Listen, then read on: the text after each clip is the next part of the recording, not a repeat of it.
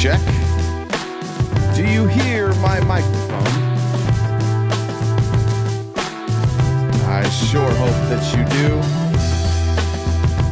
Or else we are fucked.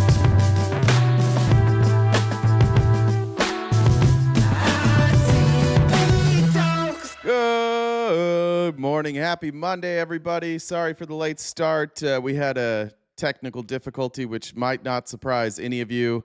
It showed us a new thing today that we'd never seen before, but with a little help of Google, I found out that you need to do something called binding an IP address, and I don't have a fucking clue what any of that means, but we bound it. It sounds kinky, maybe it is. It sounds like my computer maybe has a thing for BDSM, and we were not open to that idea, I guess. So we had to make sure that my computer could be bound to something with me peeing. I think it's IP or UP. I don't know, but we don't kink shame here. We don't judge anybody, and so now our computer is free to be shackled in whichever way it chooses to be shackled. I don't know what the safe word is either. It didn't give me a safe word there, Johnny Mac. That's a good question, one I don't have an answer to. Did all sorts of shit this weekend. We got a new Ethernet cord. Jen and Benny went through our settings to try and mess with things. I went through some technical support with Streamlabs. So I guess we'll see. Alt F4. Is that the one that turns off the screen? Is that the one? One of my favorite clips, Michael Bisping, he's a UFC fighter. Somebody told, is it Alt F4? It closes everything. Let's see if I can find this. Is this the one? Where is it? Oh, fuck. What is that? He had somebody. What is the command? Alt F4? Is that what it does? That turn off the screen? Here it is. I think this is it. One of my favorite clips of all time. And you all could do this with me. I applaud all of you for not making me turn off my screen midstream, but here it was. Press Alt and F4. What does that do? To fix volume. Alt. Well, I don't have an Alt. I have a Control. I have an F4. Boom, boom. You prick. What have you done to me? What have you done? You bloody prick. You've totally fucked it. Press Alt. I know you can't see the video because I didn't switch it, but I wasn't sure if I can get in trouble for that. So that's that. I need to make that a clip every time I fuck something up over here. All right, guys, welcome. It was a weird weekend, and I woke up this morning. And I changed what we were going to cover on the show like 5 different times because there's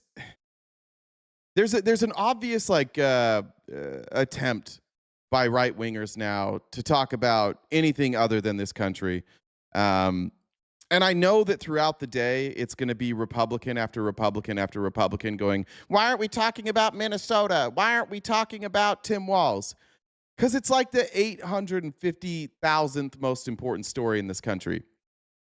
But goddamn, have they gotten good at shaping this narrative. Goddamn, have they gotten good at convincing Americans to just focus on shit that doesn't matter. And while I was doing that, I came up with a little bit different outline that hopefully can address some of that. And at the same time, I'm going to show you some shit that doesn't matter. And I'm fully owning that in advance to let you know that I wanted to be a petty little bitch a little bit today. So today, not only are we going to talk about things that are important, but I'm choosing not to talk about the things that Republicans want to talk about, and I'm also going to be a petty bitch. So in case somebody comes in here and says I'm being petty and it's not important, true. Some of the stuff is not very important. Need to talk about our new domestic security strategy. What is our new domestic security strategy, Tony? I think it's just Donald Trump, whatever he can make money on is our new strategy. Or whatever Russia says. Yeah. There is no domestic security strategy. There's nothing they give a solitary fuck about. But let's jump into the show today. I switched the screen. That's the new background today. What do we think? Talk about that. It's the number one story. You guys voted for the guy who defrauded the state of $8 billion when brought it up last week. RT said, no, I didn't say that, Jackie. You are so goddamn full of shit. I covered it last week. Literally covered. See what I mean? It's not the number one story. This whole thing is this is all of you guys. This is what I mean. This is exactly what I mean by like right-wing media has fucked us. It's the number one story. No, it's the only thing you guys want to talk about. We voted for the guy who defrauded the state of $8 billion. No, he didn't.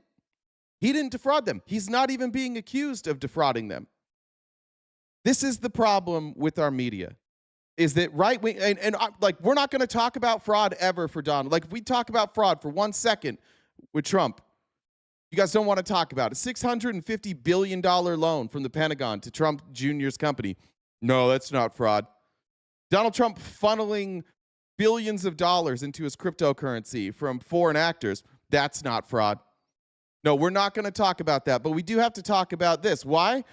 Because it's black people. It's Somali, it's immigrants, and it's black people. And good Lord, do you guys get your dicks hard if we get to criticize immigrants and black people. And it just so happens that it also happened in Minnesota, so then you get to say Tampon Tim a bunch of times. But it's far from the most important story in this country. In fact, it's very low on the totem pole. It's only the number one story because you guys finally have a distraction. You can distract from the fact that Trump has decimated our economy, that the dollar's value is crashing, that our whole country right now, like the future of our economic structure, relies on large bets that we are making on like 5 companies. We don't want to talk about that. You guys don't want to talk about that. And I think that that's a little bit sad and pathetic, honestly. It's honestly sad and pathetic that you would like to talk about this thing that has nothing to do with you. It's not hurting you in the slightest, but the stuff that is hurting you, the cost of goods, the cost of services, the devaluation of our dollar, the future of our country for our children, you don't want to talk about that because you know that it's not going well. So that's the issue. And by the way, can we also point out that who caught this thing? Who caught this fraud? The IRS, which you guys wanted to abolish.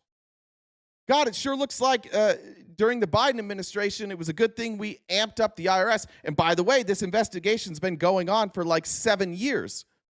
So it predates the Trump administration. They were looking into this before. Thank God for the IRS. But the second Donald Trump talks about the IRS and people getting taxed, suddenly you'll hate the IRS again. Thank God we invested in the IRS, right? If you had it your way, you wouldn't know about this because the IRS wouldn't have caught it. If you disagree with what I said, take it up with Scott Besson. He's the one claiming it was him. Anyways, I want to get to this background here, and I'm going to be a little petty at the beginning because Donald Trump was given a FIFA Peace Prize. And if you're wondering what the significance of that is, there isn't any significance. It's made up. It's never happened before. It's just that everybody knows that you tell Donald Trump he's great and he'll do whatever you want. And FIFA is the most corrupt sports organization in the world. So if FIFA is giving people awards and FIFA is blowing somebody, you better believe that FIFA isn't doing it because they care about the world. You know, they're not doing it because they care about fixing some shit. They're doing it because they want something. I don't know what they want. But that's why they're doing this. And here's Trump beforehand pretending he didn't know this award was coming. 1 billion eyeballs. Today's numbers are very, very big. You're expected to get the FIFA Peace Prize, Mr. President. What would you say to people who say that prize might conflict with your pledge to strike Venezuela? Well, I think the Peace Prize, I settled 8 wars. I don't know that I'm getting it. I haven't been officially noticed. I've been hearing about a Peace Prize, and I'm here to represent. Yeah, that's likely. That's likely they just leaked it and Trump didn't know about it. He always does this to act like, well, I don't even care about awards. The fuck you don't. Our country in a different sense, but I can tell you I did settle 8 wars, and we have a 9th coming, but which nobody's ever done before. But I want to really save lives. I don't need prizes. I need to save lives, and we're saving a lot of lives. I've saved millions and millions of lives. He went on literally a campaign.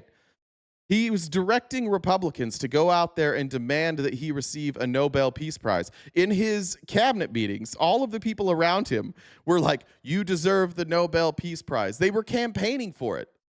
He absolutely cares about this. You have to be an absolute fucking moron to think that that was all just Republicans. And Trump had nothing to do with that. That he wasn't telling them to go out and advocate. Of course he was. He tells it. He just doesn't directly tell them. He goes out, he runs it through his people get it out, and then it looks more organic. But that's what he does. Because Obama got one. And by the way, I don't give a fuck about the Nobel Peace Prize. I don't know if Obama brought more peace. I mean, he certainly killed a lot of people. It was historic that he was the first black president in the United States. If they wanted to get, I think that's what he got the award for. That's fine. But good Lord, he's upset about it. And that's really what I want to do. And I also want to run a great country. And the United States right now is the hottest country anywhere in the world. And 1 year ago it was dead. We had a dead country, and now we have the hottest country anywhere in the world. Today's numbers are... Yeah, we're the hottest country in the world. For sure. That's why the EU's decoupling with us. China's decoupling with us. Everybody's looking for new trading partners because of that. We are the hottest country in the world for investment from known corrupt oligarchies, though. And here was the prize as it was given. My favorite part of this is at the beginning when Trump comes out and he pauses. He doesn't come all the way over there. He pauses for his moment and for the standing ovation in which he gets mostly none. Very first winner of the FIFA Peace Prize, the 45th and 47th President of the United States of America, Mr. Donald J. Trump. Please. I thought the Peace Prize came after the before the Iranian nuclear deal, Danielle. Are we sure on that? You could be right. If he got it for the Iranian nuclear deal, he deserved it. I might have been wrong on that.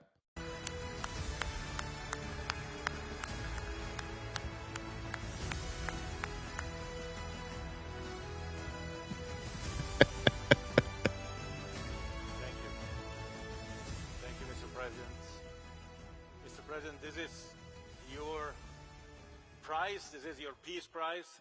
There is also a beautiful medal for you that you can wear. We would call that a participation medal. He participated in some discussions where countries settled their own differences and took credit for it. And now he gets a participation trophy and participation medal from FIFA, the most corrupt sports organization in the world. Everywhere you want to go. right now. Okay, let me hold it. Fantastic. Excellent. He's a fucking toddler. Why did they do this? Look at my medal, guys. I got a shiny new medal. I gotta put it on right now.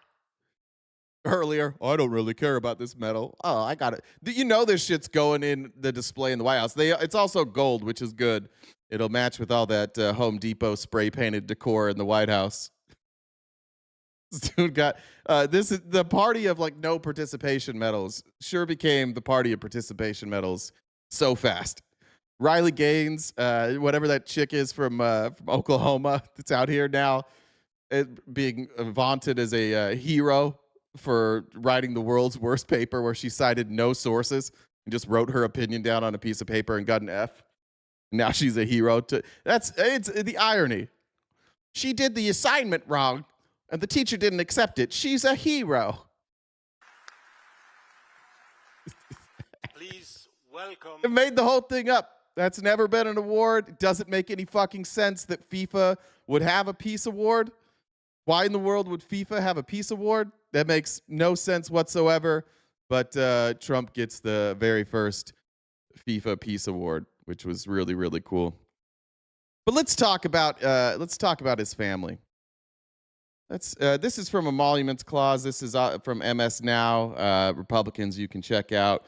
I know we've covered this a million times, and some things have come to my attention recently that I kind of never really thought about. But one of those is that there are people who tune in regularly to the show, and you only catch some stuff. You're busy. There's other parts of your life going on. Nobody sits here and is like totally locked in for 4 hours. And so it occurred to me that sometimes when I'm doing the show, I don't cover stuff because it's like I've already covered that. People remember, and I don't know that everybody remembers. And there's new people coming every day, which is a reminder. If you're here for the first time, please make sure you're subscribed.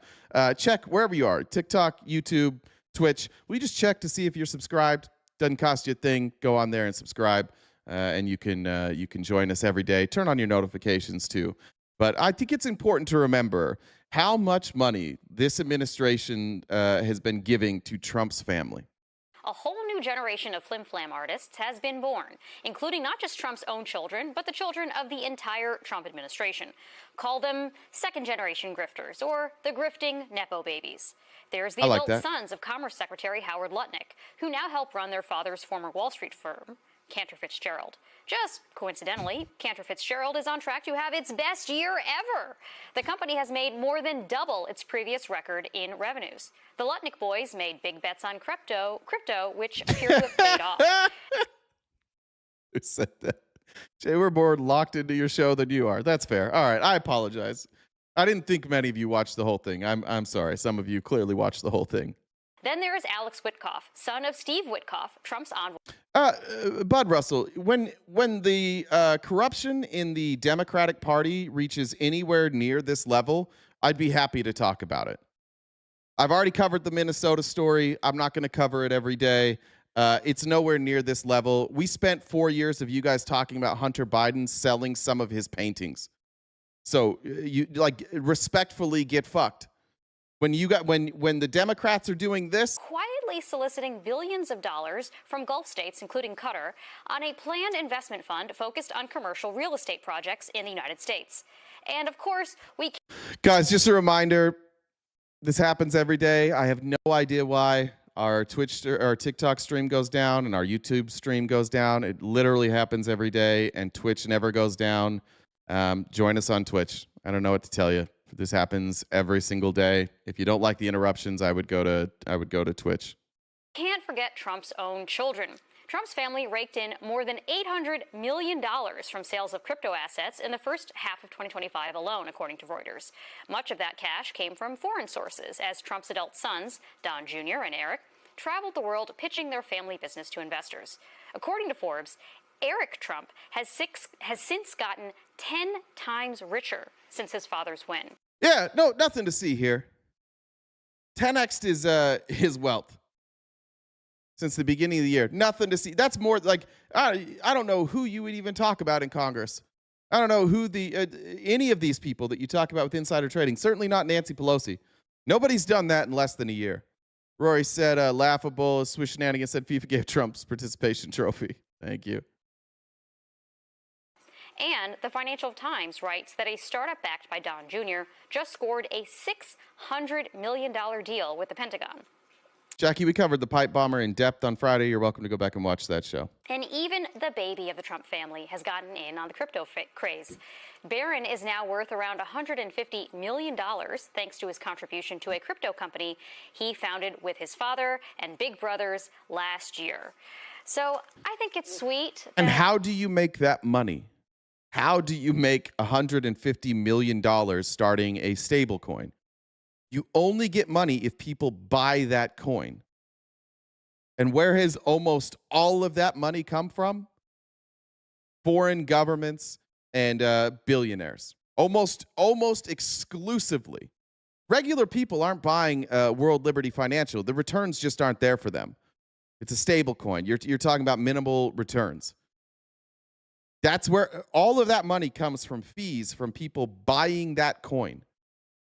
And it's like it's Qatar, it's the Saudis, and it's the AI billionaires. They're propping up that whole thing. Barron Trump has done absolutely nothing. This is just welfare. Jared Kushner and Tiffany's husband, Michael Boulos. I think you've been following some of Kushner's involvement in the Middle East. Ever since Jared was in the White House in the first administration, he left, and on his way out the door, he made a nice trip to... the bitches in the YouTube chat are frustrated this morning. Welcome, bitches. It's good to have you here. It'll be nice to have three. I forgot. I spent a whole weekend with a 5-year-old. and I forgot what whiny bitches sound like, so it's good to have you back. The Gulf countries and, hat in hand, picked up a lot of money from Gulf countries to start an investment fund here in the United States. I think he got close to $2 billion from the Saudis alone, certainly got hundreds of millions of dollars from other countries as well. And since then, he's kind of now occupied this position that's somewhat murky, right? He is popping up in meetings, dealing with very intense geopolitical negotiations involving the Middle East, as we've seen with Israel and Hamas to end the war. But at the same time, he doesn't actually have an official role in the government. And so it begs the question. What's a ram say when it steps in a puddle of curdled milk? Ew, happy Monday, RTP Pierce. Thank you very much. Appreciate that. What actually is he doing? Where are the lines? Where's the oversight? Is there a conflict of interest between the meetings that he's having with the intent of ending conflict or addressing geopolitical issues, but at the same time, is he cutting deals on the side? What kind of negotiations is he having? Is he talking business when he's on these trips? And we just don't have an answer to that. And I think that murkiness is making a lot of people in the region uneasy, feeling uneasy. Well, it's kind of crazy, too, that Howard Lutnick is Secretary of Commerce and has such a central role in this AI revolution, and from the chips to the data centers, and his sons have business interests now. No, nothing to see there. Like, of course there's nothing to see there. Why would it matter that the people that are making these decisions and the people who are taking government money, by the way, we're about to take a bunch more of our taxpayer money and invest it in AI, as Trump is now saying that we're losing our lead on China. China's clearly catching up. China's going to catch up, of course, because they have cheaper energy. They also have renewable energy. And China, because of the way that their economy is structured, they invest in those companies. And when those companies do well, they can take the profits that the government gets and reinvest it in those companies or other companies. So now Trump, realizing that free market's not going to win this, especially with the overvaluation of these companies and the amount it costs us for electricity, for water, for jobs. Now Trump is realizing that we took this bet on AI, and we had a lead, but we're out of money. All these private investors are out of money. They're strapped. And so now they're coming to the government, and they're like, hey, we need money, or we're going to lose this battle. And so the president of the United States, along with his kids and his advisors' kids, are going to take all this money to do what? To advance AI, which is supposed to do what? Kill jobs. Is there any part of this plan that says, what are we going to do with all of these jobs that we kill? Are we going to give people some sort of universal basic income? Don't say China, say the CCP. No, because the CCP is the Chinese Communist Party. China is the country. See how programmed you are? You've been programmed to say the CCP. You can't say China because you have to say communist. Well, how come the communists are catching us? How come if communism doesn't work, if that's what communism is over there, which it isn't, how is it that they're catching us? And why is Trump now taking all their ideas? Why is Trump now taking stakes in these big companies? Why are we copying them if what they're doing is so very wrong? The big difference is they didn't allow, OpenAI and NVIDIA to become overinflated by essentially like bets on the stock market, and an absolutely fraudulent stock market. And so the value of our money doesn't go as far. It's down. Last I checked, 13%. The value of the dollar is down because of wealth inequality and wealth disparity. That also drives down the value of the dollar. So that's where we're at. We're in this untenable position where we're cutting taxes, so we're going to bring in less revenue, and at the same time, the government is about to bail out these companies. Sorry, I don't give a fuck about Minnesota, the fraud that happened in Minnesota. When I'm looking at this is substantially a bigger fraud. And it affects all of us. It is the government investing in our own demise without any sort of like safety net. Yeah, we're going to kill jobs, but we're not going to plan on anything as far as like basic income. For low-skilled labor, stuff that can be that AI can replace. What are we going to do with these people? What's the plan? I think Americans could get on board with this if they're saying, look, we're going to take some of these jobs, but if your job is taken by AI, we're going to provide UBI. If we can pay for that, job and now we replace it, then certainly that money has to go somewhere. And wouldn't we have to then tax these people more? None of this makes any sense. Learn to code. What are you talking about? Learn to code. These supercomputers are going to make coders obsolete. You're not going to need basic coders. You're going to have the elite of the elite, and even then, the elite of the elite are trying to create AI to replace themselves. So sorry that I'm not worried about $8 billion when we have hundreds of billions of dollars being handed out to Trump and his friends and his family. Sorry, I don't care. In data centers. And sorry, Danielle said you were right about Obama. Award was 2009, deal was 2015. Okay, thank you. I don't get why this isn't more of a scandal, I guess, the second generation. The Laffer curve is fake. It doesn't work. Art Laffer tried it in Kansas, and within 3 years, they ran him out of the state. He bankrupted the state. Anybody citing the Laffer curve needs to go see a psychiatrist and also learn to read. The Laffer curve is nonsense.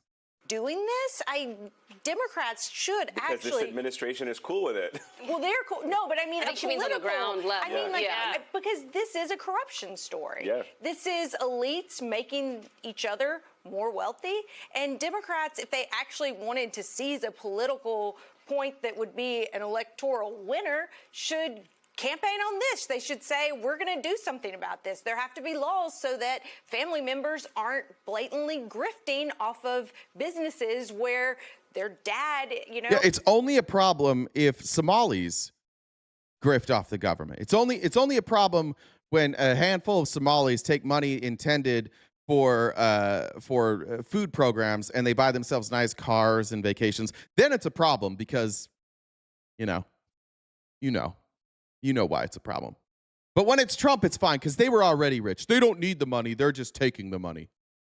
Tipping them off to I would love to regulating. see you. I'd love to see you do some focus grouping on this because I know that you do an amazing job on those, and I do wonder how this bubbles up for voters. In a way, I'm actually like speaking out loud some of my own homework because I'll be part of the teams that are sent out to cover the midterms soon. How am I not referencing Hunter Biden right now? I referenced him at the start. I think it's because he made like a few $1 million, and they've made hundreds of millions of dollars. And we've already discussed Hunter Biden. He's already went to court. You guys had 4 years to talk about him. We talked about him with you. Now we're going to talk about the Trump family. Now, the real question is, why aren't you talking about this? How come when this is right in front of you right now, you want to talk about Hunter Biden? What kind of bitch shit is that?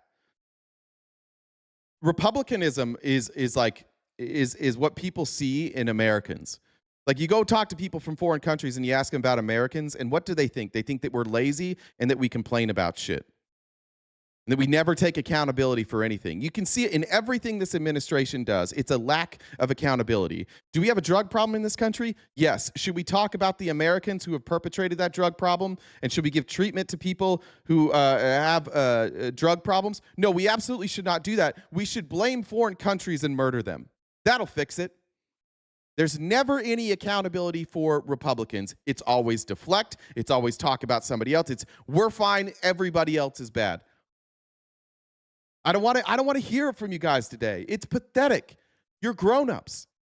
Deal with what's happening right now. I don't know why you all want to live in the past so much, but my only guess is you're uncomfortable with what you're seeing today, or you don't have an answer to what you're seeing right now, and so you want to talk about anything else.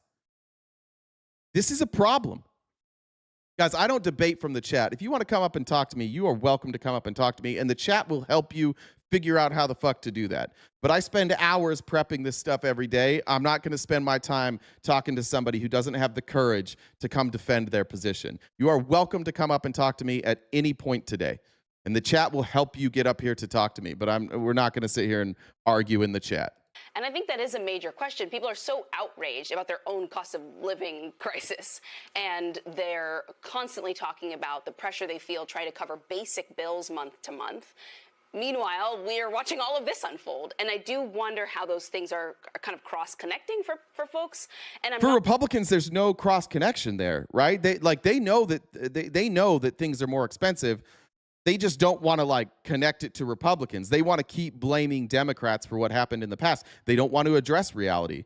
For those of us watching this in real time, I'm watching all my expenses go up, and I'm watching Trump's kids who are dipshits who have never accomplished literally anything in their life.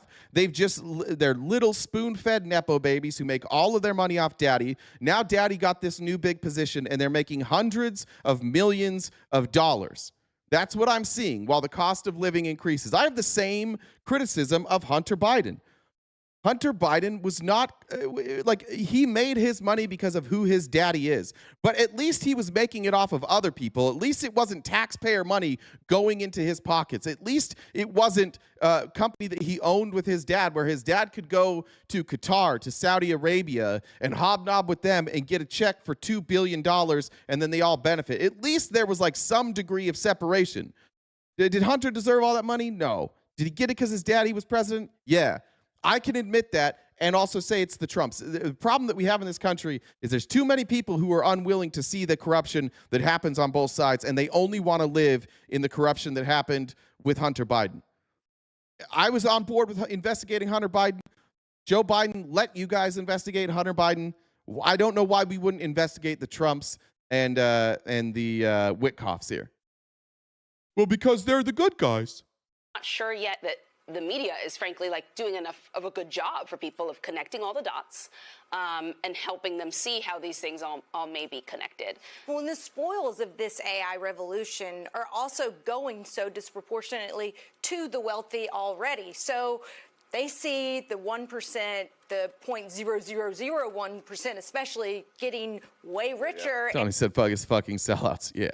And they aren't sharing, they're losing their jobs, and their electricity bills are getting higher. Yeah, I'm old enough to remember Joe Biden's son and his paintings and how controversial that was. And all the Republicans were up in arms because he sold a couple of paintings for a couple $100,000. You're talking about people that are making in the billions of dollars on deals that we have no oversight. Ryan said, fuck this first grifter family and fuck the bitches in chat. Adam said, I watch the show pretty much daily, and it's entirely not always live and love. Appreciate the efforts you put into the show. Keep making these whiny bitches deep throat these facts. Thank you. Junior, a startup that he's connected to, getting a $600 million deal with the Pentagon. I know, yep. Last month. Contracting, that should be illegal for family members to be able to have those kind of contracts while they have a family member in a position of authority and influence. It's not that complicated. I don't get it. Yeah, by the time this administration is over, there is going to be a whole, you could write entire books about just the contracts and dealings between different federal agencies and folks connected. Shamar said, your laptop, keep pushing my buttons until I have to escape. Administration. I mean, just DHS alone, already there are a lot of people digging there. The question is going to be whether or not the Democrats, when they come into power, will have the appetite to relitigate all of this. And to your point, I mean, I do think... Yeah, you get it. Trump sucks, and we picked the wrong candidate. That was a year ago. Join us in the now, please, Mating Maverick. Please, for the love of God, can you show that you're an adult? I appreciate the olive branch there saying Trump does some dumb things, but why in the fuck would I cover what happened a year ago? Why would I cover what happened last November right fucking now? If you're one of those people who can call balls and strikes, then just pay attention to what we're talking about here and call balls and strikes. Tell me what you like and dislike about what we're watching right now. I appreciate what you're saying there, but please, for the love of God, can we live in the now? Do I have to spend every fucking stream talking to Republicans who only want to talk about shit that happened a few years ago? I wonder how much the average American voter is aware and how much the average American voter has unfortunately baked into their calculation that American politicians do this, that if you're in a position of power, you are going to exploit and abuse it. And something that Donald Trump always said in the first campaign that stood out to me, and it's something that has become infamous, Dave Chappelle has joked about it, is that he, when it came to issues of tax law, he knew how to game the system, and that's why he would say to the American voters, I know how to cheat the system, and that's why you'll vote for me, because if I can do it, you know that other people are doing it as well. And so to that extent, I do think that American voters, I don't know. That's a good point. They're conservatives. They live in the past by their very nature. That's true. That is kind of what they do, is they just always live in the past. If they care, if you tell them Steve Woodcock's Well, son but Trump's argument was he was going to drain the swamp. Well, he was going to drain the swamp, but also he knew how to work the system on behalf. Yes, exactly, on behalf of the common man. And what we see in examples like this, where we have Don Jr. getting this Pentagon contract, where we have Jared Kushner taking billions of dollars from the Saudis in an investment fund, where we have other, I'll tell you what, it's Jackie. When you engage in what I'm talking about today, I'll be happy to talk about the things you're asking me to talk about. But until you're willing to engage in what's happening right in front of you, nobody's going to take you seriously. You're doing the thing that you're complaining about. You're like, why don't you talk about these? Okay, we'll talk about those other things, but you've got to engage in this too. You can't be the person only complaining that other people don't talk about stories. And yeah, I did talk about those things. I have talked about those things. But until you can engage in what the Trumps are doing right now, nobody's going to take you seriously here. other members of the broader Trump family gallivanting around the world, making pitches. I think what you are seeing is, yeah, they know how to work the system, but not on behalf of the common man, right? Yeah. They are using it to line their own pockets. And even if the public is not aware of it in the details right now, I think that is definitely a story that Democrats can take to the people. I think so. All right, we're going to do this. Jen, today we're going to mute the word Democrat and Biden. Those two words are being muted today. And we might want to do Democrats too.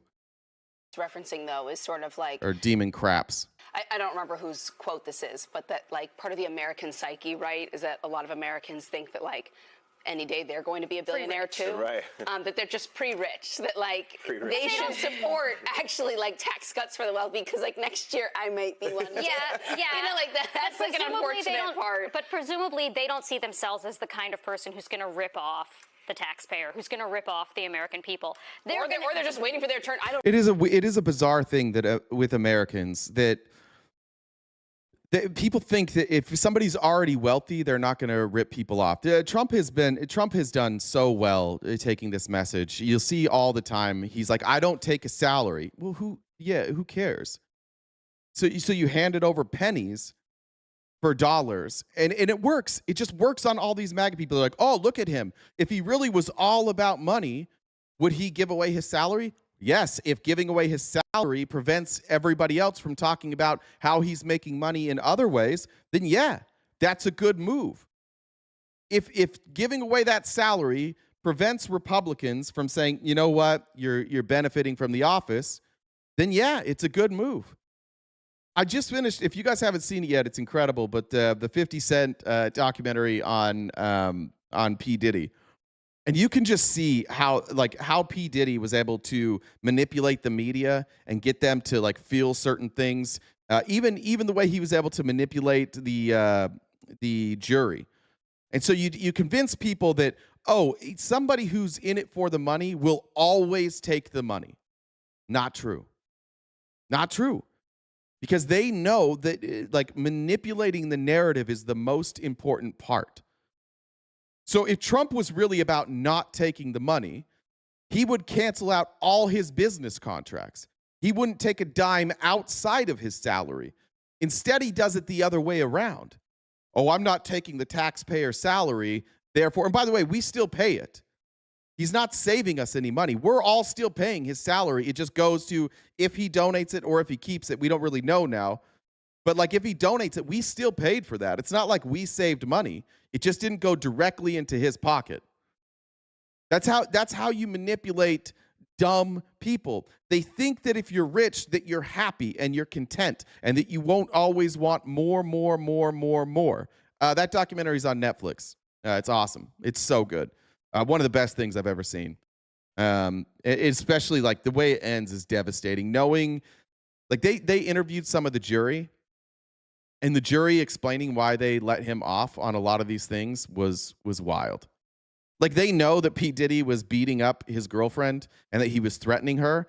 And the reason that they didn't charge him with a crime is because like the next day she would message him and she would be like, I miss you. And they don't recognize like that abuse that it creates dependency, that like all the blackmail, all the threats, that it creates a dependency. And that when you're in the throes of that, when you're somebody who's in an abusive situation, you don't see it clearly. Like, think of anybody in any of your close friends or family members that's ever been in an abusive situation, and think about before they got out of it and after they got out of it. And what do they all say after they got out of it? I see it now. But they were able to convince the jury that this was all just like a game. She was in on it. So like the fact that he had kidnapped her, the fact that he held her down, the fact that he had beaten her, the fact that he had threatened her, all of these things didn't matter to the jury, because then they were like, hey, look, she texted him the next day and said, I love you, I want to be with you. Weird. Sounds like you love P. Diddy and all his abusive behavior. P. Diddy sounds an awful lot like Donald Trump.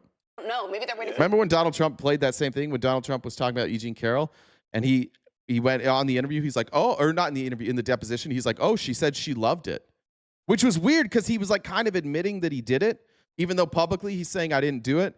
But in his deposition, he's like, well, she said she loved it. She said that grape was sexy. Remember that? It's what they do. It's how they manipulate you. You're regular people. You're not sick fucks. So for you in your mind, you're like, yeah, that's like, these are all just regular people. I wouldn't do it. I wouldn't act like this. If somebody was abusing me, I'd just get out of that relationship. You've never been in that relationship. You also might not have the same problem. Like you didn't have those dynamics.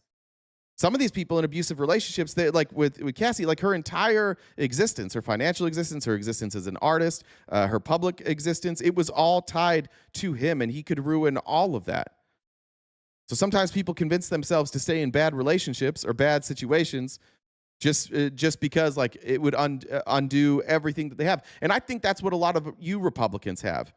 I actually think that you're in a similar scenario here, where Donald Trump is clearly abusing the country. He's clearly not doing anything for you. He's clearly lining his own pockets while making us less safe and less prosperous, and distributing wealth to a handful of his friends.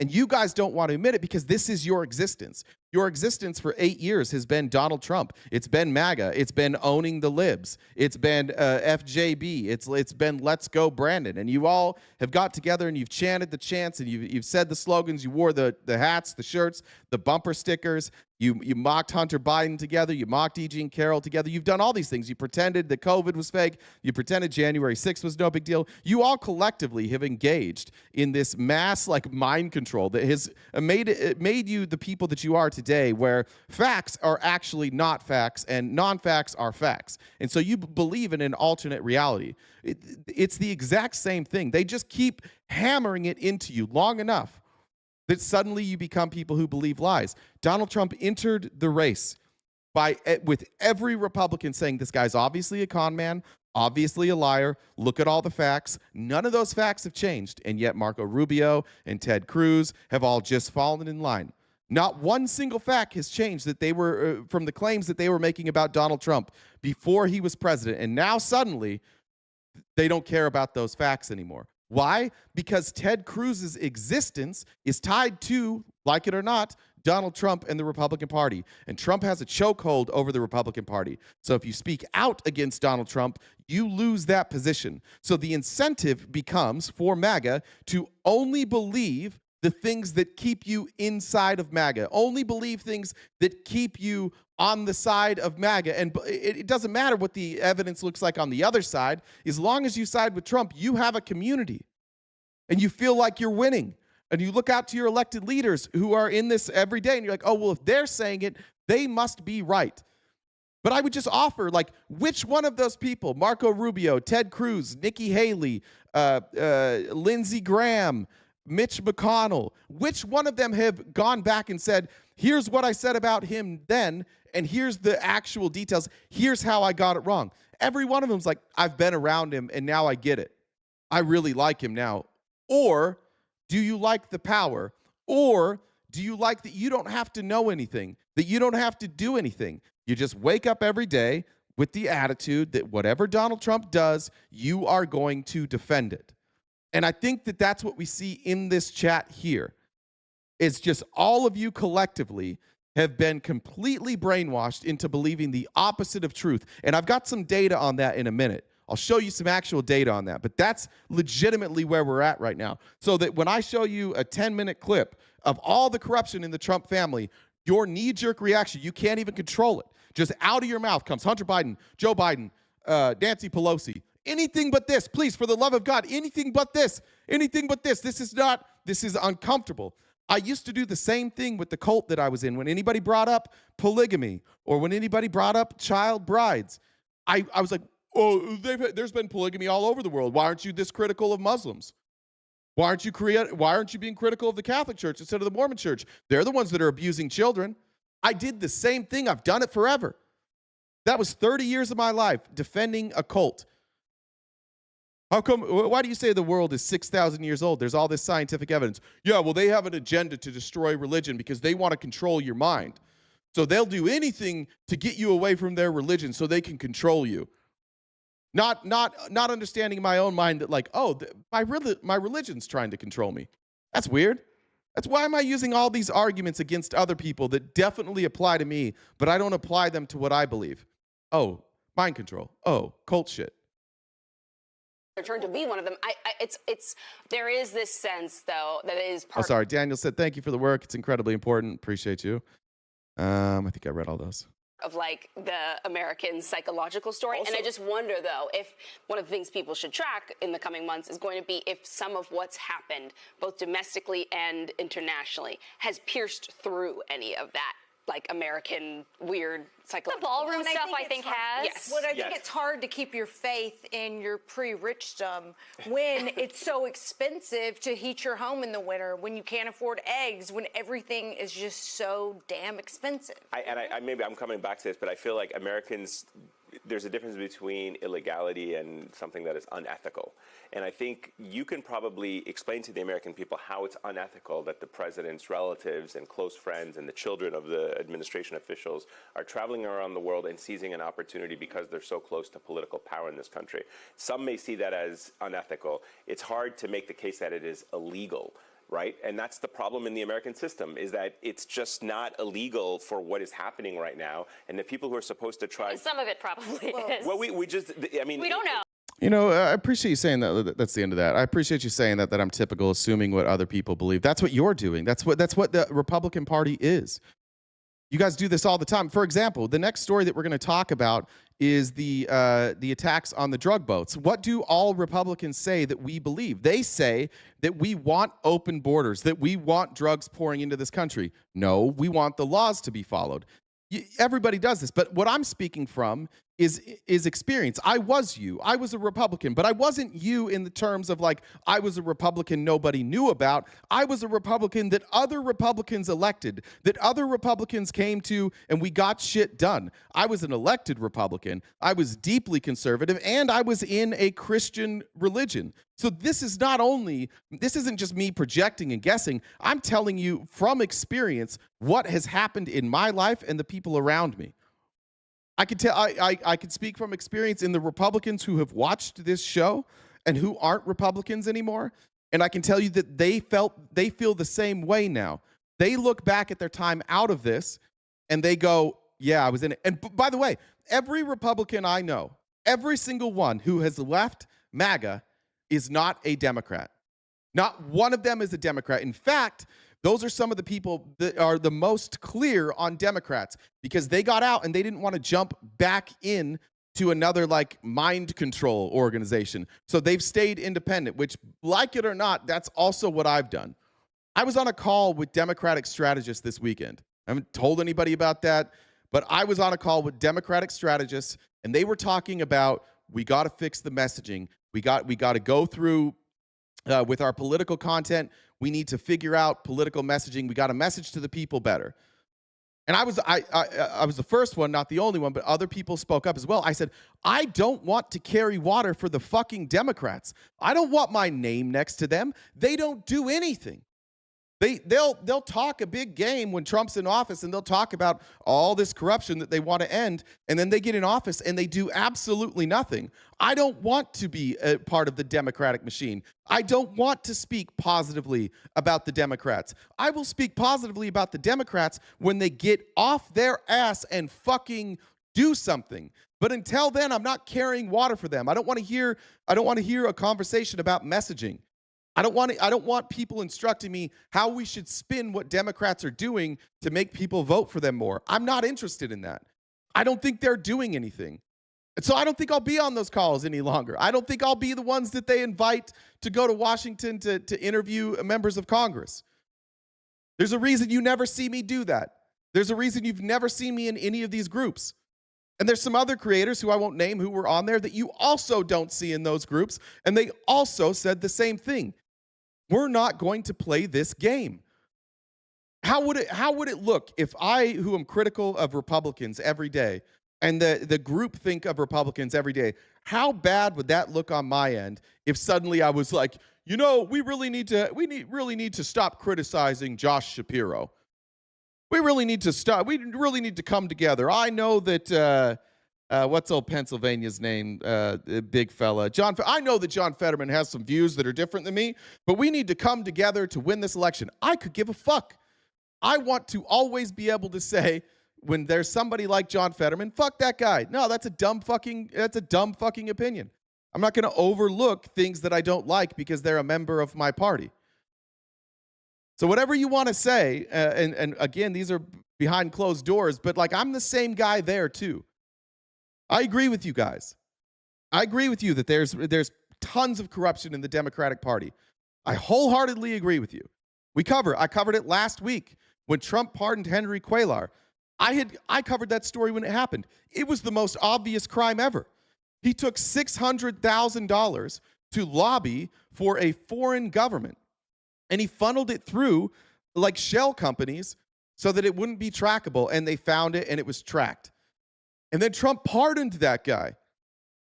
I'm just as mad about that pardon as I am for the Trevor Milton pardon, as I am for the whatever that guy's name is, Hernandez from Honduras. I'm upset about all of those. Why are we pardoning people who obviously committed crimes? You can't be MAGA and sit here throughout this live, and every time we cover a story, you beg me to cover a different story and then claim that you're an independent thinker and claim that you're not biased, but we are. You can't do both of those things. You're either a member of a party and you toe the line or you don't.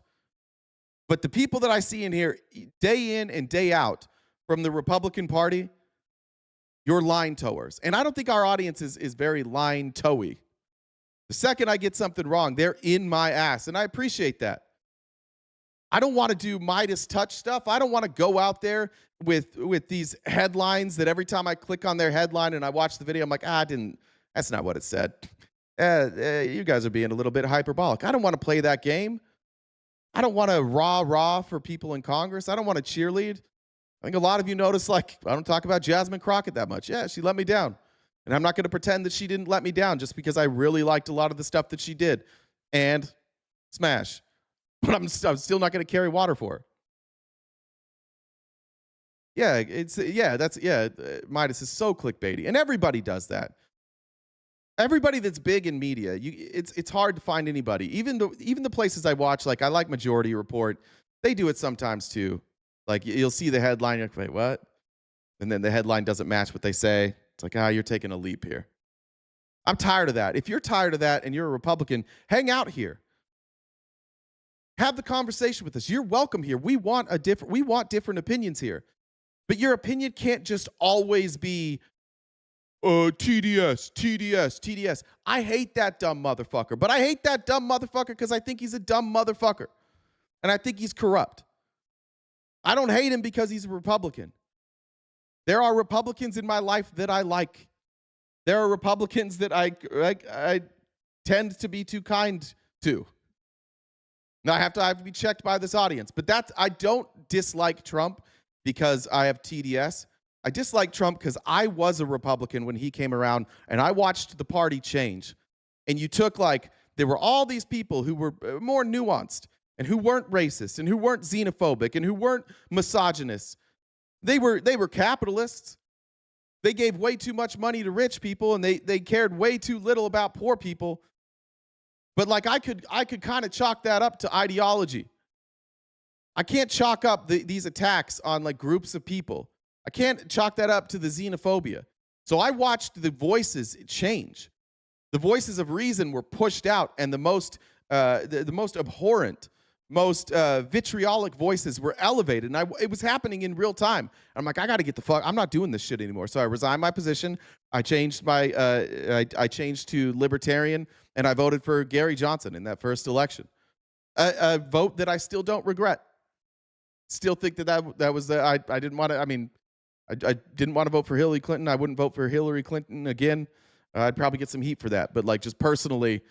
That type of corruption, I don't want to be on board with. Admittedly, at that time, it wasn't about corruption. I still just hated Democrats at that time. And Gary Johnson liked weed, so I was like, yeah, let's do this. Dirty Dude said 100. Thank you. Appreciate that. Yeah, I don't blame people, man. I was hard on some people who didn't vote for Harris, and that was a big mistake on my end to criticize those people. Peachington said, just proud of you. No need to read. Sorry. I appreciate that. Thank you, Peachington. All right, moving on here. Let's talk about those drug attacks. One of the most pathetic people on this has been Tom Cotton, who I believe served, I think in the Army. Somebody can correct me if you're wrong. I'm going to show the whole interview because I don't want to clip this out of context. But these drug strikes have made it very clear to anybody who isn't partisan who's carrying water for Trump and who's actually like trying to do the right thing. Tom Cotton is clearly carrying water for Trump, or he's just somebody who thinks that America should continue to be the aggressor at all times, and that any attack on America or anything anybody does wrong against America should be met with brutal, deathly force. Which is it's a bizarre thing to say, right? Because we have interfered in Venezuela forever. So they're not allowed to do things. If you're going to take their argument like, that they're trying to poison Americans, so we can go in and we can fuck up their whole economy. We can send in private mercenaries to try and kill their leaders. We can put U.S. soldiers on the ground there to try and assassinate their leader. But if they bring drugs, then we get to kill them. Can they kill us? No, certainly they can't kill us because it's only when it's us. We're the only ones allowed to kill indiscriminately. Chairman of the Senate Intelligence Committee, who was in those briefings this week, Republican Tom Cotton of Arkansas. Senator Cotton, welcome back to Meet the Press. Thanks for having me on, Kristen. Thank you so much for being here after a very big week. I want to ask you about our new reporting. NBC News is reporting this morning that Defense Secretary Pete Hegseth, his order was to kill all 11 individuals on that boat because they were on a list of narco-terrorists who intelligence and military officials determined could be legally targeted. Was Secretary Hegseth's order to kill everyone on the boat because they were on this target list, Senator? Burnett Medic said, because Jen called us slackers and now I feel bad. She does that. The order, like the entire operation, Kristen, is to destroy these drug boats, which are running drugs into our country from foreign drug cartels and traffickers that are killing hundreds of Arkansans every year and hundreds of thousands. I like that. Why is Make America Great Again such a repellent slogan? America was pretty great in the 90s. Remember Super Soakers? That's a good point, actually. That's a really good point. Americans. Now, of course, before our military conducts such a strike, they have multiple sources of intelligence that give high confidence that everyone on that boat is a foreign drug trafficker. Who said that? That's a great point. Who said that? Let me find this. Eshel on Twitch. I hate how they're normalizing the new made-up word narco-terrorist. All we're learning is they will add terrorist to anyone they don't like just to kill them. Yeah, facts. Not an innocent civilian who's being human trafficked, for instance. And therefore, Secretary Hegseth said, and I agree, they're all valid targets. Now, this controversy, let's remember, all started with a Washington Post story about 9 days ago that said after the first strike, there were 2 survivors that were helpless, and then they were ordered to kill these helpless survivors. That is simply not the case. They were not floating in the ocean on a wooden plank or in life jackets. They were on the capsized vessel. They were not incapacitated in any way. It was entirely appropriate to strike the boat again to make sure that it was. This is a wild thing for him to keep saying. This is a very bizarre interview. So there's different accounts here, but essentially most people who've seen the video said that the boat was knocked into at least 2 pieces. Some people said that they were trying to flip the boat over and get on top of the boat. But to say that they were not incapacitated, and who were they going to continue the fight with? There was nobody there to fight. They got hit by a drone. This is their argument legitimately is these people needed to die because what? They could have paddled a broken boat to shore all the way to the United States. Hundreds of miles. How many miles is it from where I don't know, at least hundreds of miles away. They were going to paddle their ass. Nobody was going to see them coming. Just two dudes on a busted ass boat with like some drugs. They were going to paddle all the way to the United States and then somehow come ashore and get those drugs into American citizen hands. Are we serious? The drones need to be kept safe. Come on, man. You know that. Yeah. We got to kill them again. Cargo was destroyed. It is in no way violation of the law of war. And I think the Washington Post owes Secretary Hegseth and especially Admiral Mitch Bradley, a highly decorated career Navy SEAL, an apology for that slander. Okay. I don't understand. This is one of those things I still can't figure out. People keep saying that the Washington Post, in fact, I got in a Twitter argument with a dude, Ryan, what is his name? He's pretty big. Ryan, he does, what is his name? Let me find it.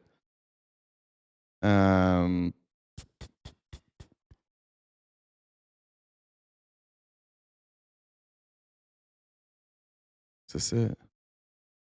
It's not it. Does anybody know who I'm talking about? He does like, Ryan Macbeth is his name. And Ryan Macbeth is saying the same thing, that the Washington Post got the story wrong. I can't figure out for the life of me, and I'll pull it up while this is going. I can't figure out what they're accusing the Washington Post of getting wrong here. I don't see anything in the Washington Post story that has been confirmed as wrong.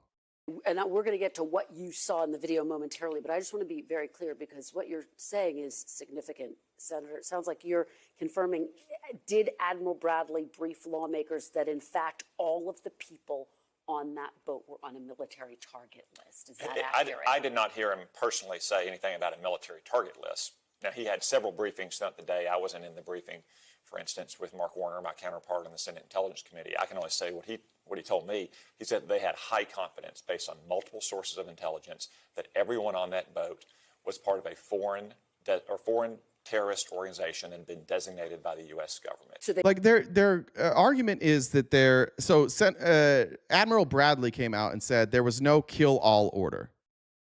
But they're quoting 7 different people with knowledge that there was a kill-all order. But you killed them all. So what are we arguing here? There was no order, you just did it anyways? I don't know what the Washington Post got wrong. Even if there was no kill all order, I guess, but then you killed them all. See, that's what I'm talking about. Washington Post always gets the story wrong. That's the kind of dumbass thinking that gets you into the place that you are, where you hear Washington Post and you say fake news and you don't believe the story. That's a pathetic existence that you have. If you hear who a source is and you immediately discredit it because of who the source is, you're not open-minded. That is as closed-minded as you could possibly be. I've read that Washington Post story. Nothing has been discredited. It could be legally charged. It's a propaganda. It's fucking Jeff Bezos. He's a donor to Trump. Targeted. They could be lethally and legally targeted, yes, he argued. Yes. Okay. Both before the first strike and after the first strike. There it is. There it is. You lefties care more about these drug owners than you did Charlie Kirk. My longest stream I've ever had was the day Charlie Kirk died. But also, yes. Unless I find out that our government killed Charlie Kirk. This is our government murdering people. I don't spend a lot of time on this show talking about what individual citizens do to individual citizens. But when our government is involved as a political show, I'm going to talk about it. If an American citizen had a drone and shot down these boats, I wouldn't be talking about it. But that American citizen would be charged with the crime. The government doesn't get to just kill people when they want to. You folks don't seem to understand what's happening here. There is no declaration of war, and we're killing people. We know from our own stats, from the Trump administration stats, that 1 in every 4 boat that we intercept for having drugs doesn't have drugs. So we know about I think it's 21% of the time. So I guess it's more like 1 in 5. 21% of the time, the drugs that we or the boats that we target that we say have drugs on them don't wind up having drugs. So that means at least, and we know of at least one of these boats was a fishing boat, according to the survivors and their families. I showed you Trump's corruption in the last video, dumbass. This is now something else. Admiral Bradley acting on Secretary Hegseth. Your words murder people. Words are weapons now. Shut the fuck up. Shut the fuck up. I don't know how to articulate why the left is at fault for what happened to Charlie Kirk. So I come on the internet and I say, your words murder people. I covered that shit for 8 hours. 8 fucking hours I covered that live. I don't call for or ask for political violence, but if criticizing people for saying dumb shit means that, like, what are you saying? We can't criticize people now? You can't call Charlie Kirk racist when he says racist things. That will get him killed. Oh, okay. What about when Charlie Kirk called people racist? What about when Charlie Kirk made fun of dead people? What about when Charlie Kirk promoted lies about people on the left? That led to people. But what about Nancy Pelosi's husband? No, nothing there. What about the 2 people that were assassinated in Minnesota? No, nothing there. No. Those weren't Charlie Kirk's fault. See what I mean? Just if you're gonna say that, you gotta do it across the board. You guys don't do it across the board. You only do it when you get to be the victim. And stop using Charlie Kirk's death to be fucking victims, you goddamn pussies. Knock it off. Get a fucking life. Stop using someone else's death as a way for you to be like, I'm a victim too. Look, we're all so picked on. Look at what happened to Charlie Kirk. That's fucking pathetic. Get a life. Orders, Senator. Well, anytime you have an operation like this, I do have a job, and it's to make your mom happy. There's an operation order. It's written down. It's got very detailed instructions. I think because this was the first strike, Secretary Hegseth and Admiral Bradley both wanted to be present and be making the decision. As you heard Secretary Hegseth in the opening say, he initiated the first strike. You've seen the video. There's a lot of smoke. It takes a long time to clear. I'm sure Secretary Hegseth had many other matters that he had to attend to, and he trusts Admiral Bradley. Once the smoke had cleared, once cloud cover cleared, it was clear that the first strike had not destroyed the boat. Admiral Bradley made the decision for the second strike. Now, in subsequent strikes since then, because there's been more than 20, obviously it's no longer Secretary Hegseth. Okay, so wait, but then we killed those guys. It is crazy for Republicans to say that those people posed a danger. That's a crazy thing to say. What frustrates me the most about all Republicans is you won't just be honest. You just don't fucking care if we murder people. You only care when you have an opportunity to criticize Democrats. We did this in the first administration. We're out here criticizing Obama for drone strikes.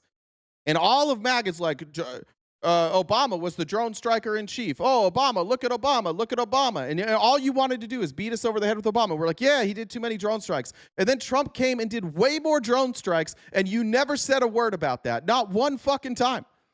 In fact, you still bring up Obama's drone strikes all the time. And now we know almost certainly that Trump allowed the Saudis to kill Jamal Khashoggi.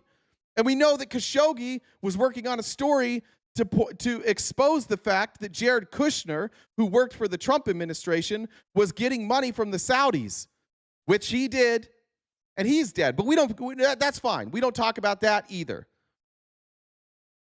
The problem with Republicans is you do not value human life. It is Republican first, which has become Donald Trump first. And you just adopt the victimhood of Donald Trump and all of his criminal buddies, and you pretend that you're all in this together. They're getting rich, you're getting poor, And you're like, we're in this together. They don't give a fuck about you. You're just carrying water for them. Paul said, look up Duper Delight and watch Tom Cotton mouth. Makes me nervous, but I'll look it up. Four-star generals making that decision, nor should it be. But on the first strike, I believe they both wanted to be present and be observing it. Let me ask you about the aftermath of that first strike. The Pentagon's Law of War Manual, which you're familiar with. Duping delight is a psychological term for the pleasure or emotional thrill a person experiences when they successfully deceive or manipulate someone and get away with it. The term was coined by, okay. I haven't heard that before. Having served in Iraq and Afghanistan, says, quote, orders to fire upon the shipwrecked would be clearly illegal. Given that, how was that follow-on strike of 2 survivors legal, Senator? Well, again, you say you value innocent human life, but how do we determine innocence in this country? It's innocent until proven guilty, right? Okay. But you're killing people without due process? Got it. So you're just assuming people are guilty. You don't know if these people were carrying drugs. You have no idea. You've been provided no evidence that they're carrying drugs. If they are carrying drugs, you've been provided no evidence that it was coming to America. Even if it is coming to America, the problem and the reason that we have drugs coming to America is because pharmaceutical companies and the CIA got Americans hooked on drugs. And we don't do anything to help people not be hooked on drugs. And we barely do anything to the pharmaceutical companies who get people hooked on drugs. Because those are the donors. And so instead, we're just going to kill the messengers, the delivery boys.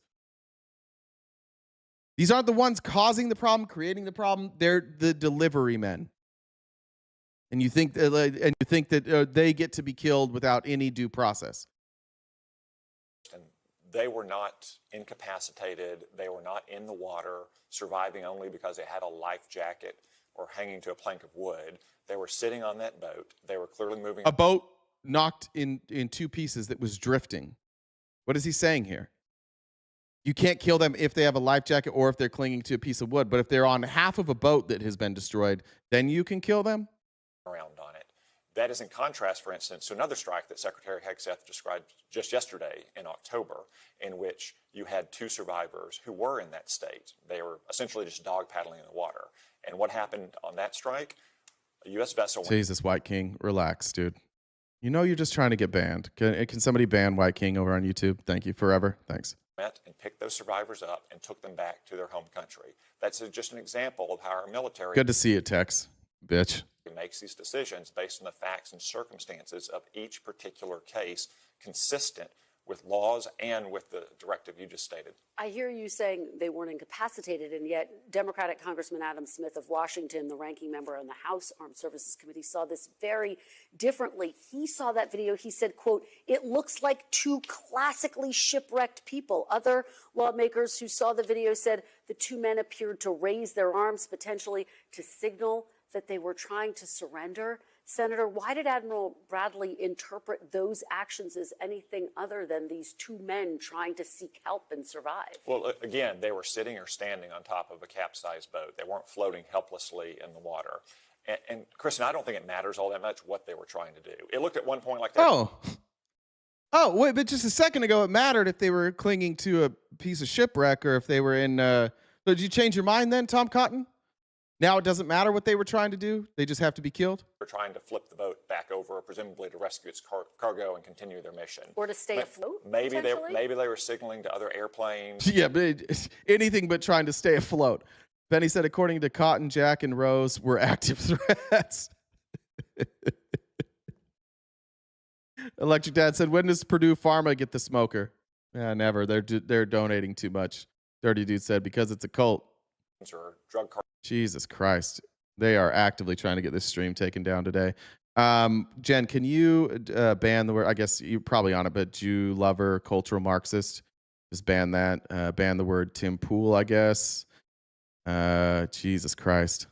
They're actively trying to get our stream taken down today. Yeah, I guess that's what we have to do. If we have people coming in here just repeating the same thing, we're going to have to ban their phrases because they got a lot of accounts. Cartel boats because they're in waters that are just off drug cartel areas. At one point, the guy takes off his T-shirt. Maybe he's trying to get a suntan. It doesn't really matter what they were trying to do. What matters is that they were not in a shipwrecked state, distressed, dog paddling in the water at all. And therefore, that boat, its cargo... Oh, I didn't realize that. I didn't realize that shipwrecked meant that you had to be dog paddling. I didn't know. Did you guys know that? That's news to me. Apparently, that you have to be dog paddling in order for it to be shipwrecked. And those drug traffickers remained valid targets. And I think what the Democrats object to here is not the second strike, it's the first strike and every other strike. And we are going to... Yeah, I have a problem with the first strike because there's no due process, and I have a problem with the follow-up strike. That is correct, Tom Cotton. I don't like when we drone strike people without due process. I don't like war. I don't really like drones very much. I don't like how much blood is on Americans' hands. I don't like knowing that the rest of the world views us as murderous psychos hiding behind a cross. And that's who we are as America. We are murderous, we are selfish, we are arrogant, and we hide behind fake Christianity and pretend that we are not evil. While half of America is talking about the evils of Islam right now and how dangerous they are, we just indiscriminately murder people all over the world. And we hide behind a cross. We are going to talk about that as well. You continue to talk about one of them took off his shirt as if he's trying to suntan. But again, your colleagues, some of them saying, look, they were waving their arms around. Isn't it possible that even the act of taking off a T-shirt could have been part of an attempt to get attention for help? Or I would like to leave and go somewhere else, Ms. Aaron. I really would. If I didn't have a daughter here and a mom who wants to stay in the United States, if I could leave and have my daughter, I would leave, to be honest, because I don't like who we've become. But while I'm here, I'm going to do everything I can to try and make things better. It could have been an attempt to signal to another cartel boat to come pick them up and pick up the cargo. But is there confirmation of what they were doing and what their intentions for Admiral were? Bradley's decision, it doesn't really matter what they were doing. They were on that boat. That boat was still a valid target. They were not in a state of distress on a plank of wood in the ocean like subsequent survivors were. And when I don't understand why he keeps saying a plank of wood. There's if you've read the definition of shipwrecked, it does not mean that you have to be hanging by like one piece of wood. He just is justifying murder. Christina said, check White House media bias page says TWP lie. Look, TWP. What's TWP? TWP. What's TWP? Not sure what that is, Christina. Message Jen. I'm not sure what that is, or I'll check the chat.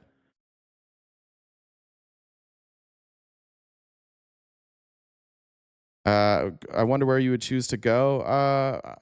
There's a lot of places I could go. How about you answer that leave the greatest country? We are not the greatest country on earth, and we have not been the greatest country on earth my entire life. That is just something that dipshit, dumb motherfuckers say. By no measure are we the greatest country on earth. The clip's been shown a million times, but we're really good at locking up our own people, and we're really good at war. But we're far from the most free. We're per cap, when you look at our middle class, it's eroding. We are not the greatest country on earth. You just say that shit because you've been taught to say that shit. That's what cults say. It's a weird fucking thing to say. We're the best. Nobody's better. Well, what to me personally, and you guys might have a different definition, but what does freedom mean to me? Freedom means I can choose what I do for a living. Freedom means that I'm not tied to doing something for somebody else. If I want to, whatever kind of job I want, I can do. Freedom to me is that when I get sick, I can go see a doctor. Freedom to me is that I can travel. Freedom to me is knowing that regardless of what I look like or what I believe, I'm provided the same opportunities as somebody who looks differently or thinks differently than me. That's freedom to me. I don't think we have that. I think that 60% of Americans can't afford an emergency. 60%, paycheck to paycheck. That's not freedom. That doesn't make us anywhere near the best country in the world. That just means that there's a bunch of us who can't pay for shit, and then there's a bunch of you who are carrying water for the billionaires because you think maybe one day you'll get to be rich and enjoy all of that too. I have to go to Mexico to pay for my medical services because it's so much cheaper down there. And those people are living well. Those doctors live well there.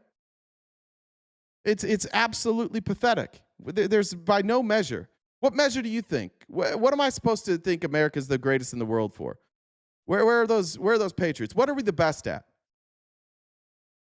We have the biggest military and the biggest economy.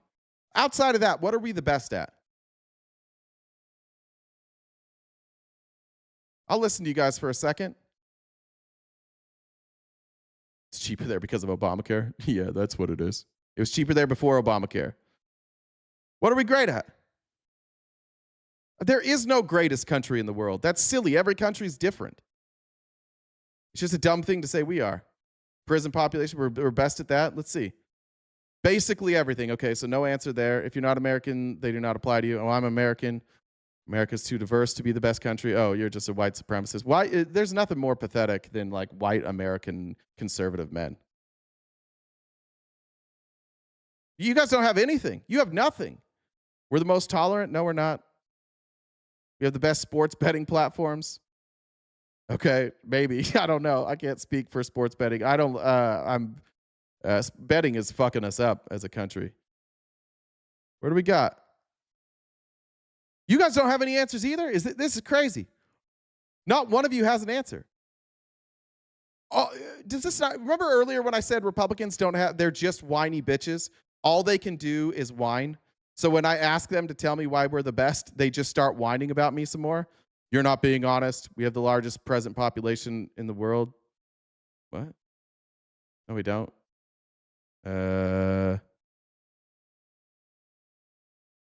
Stop drinking. I don't drink Starbucks. It's the left that's not buying Starbucks. I make my own coffee every day. You guys have nothing? This is crazy. I asked you guys, you got mad at me, and then you have nothing? You're just, literally, all they're doing is complaining about Obamacare in the chat.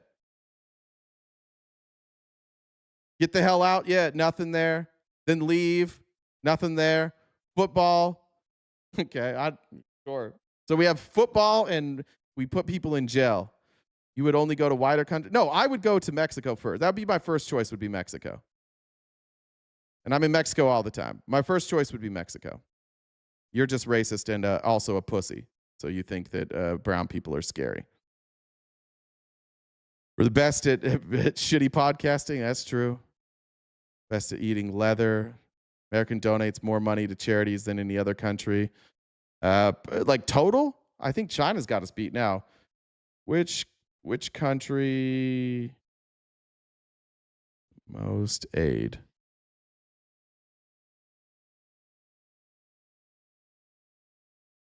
Yeah, only by total number, right? So if you look, you can actually look at this like per capita, then it's not very good.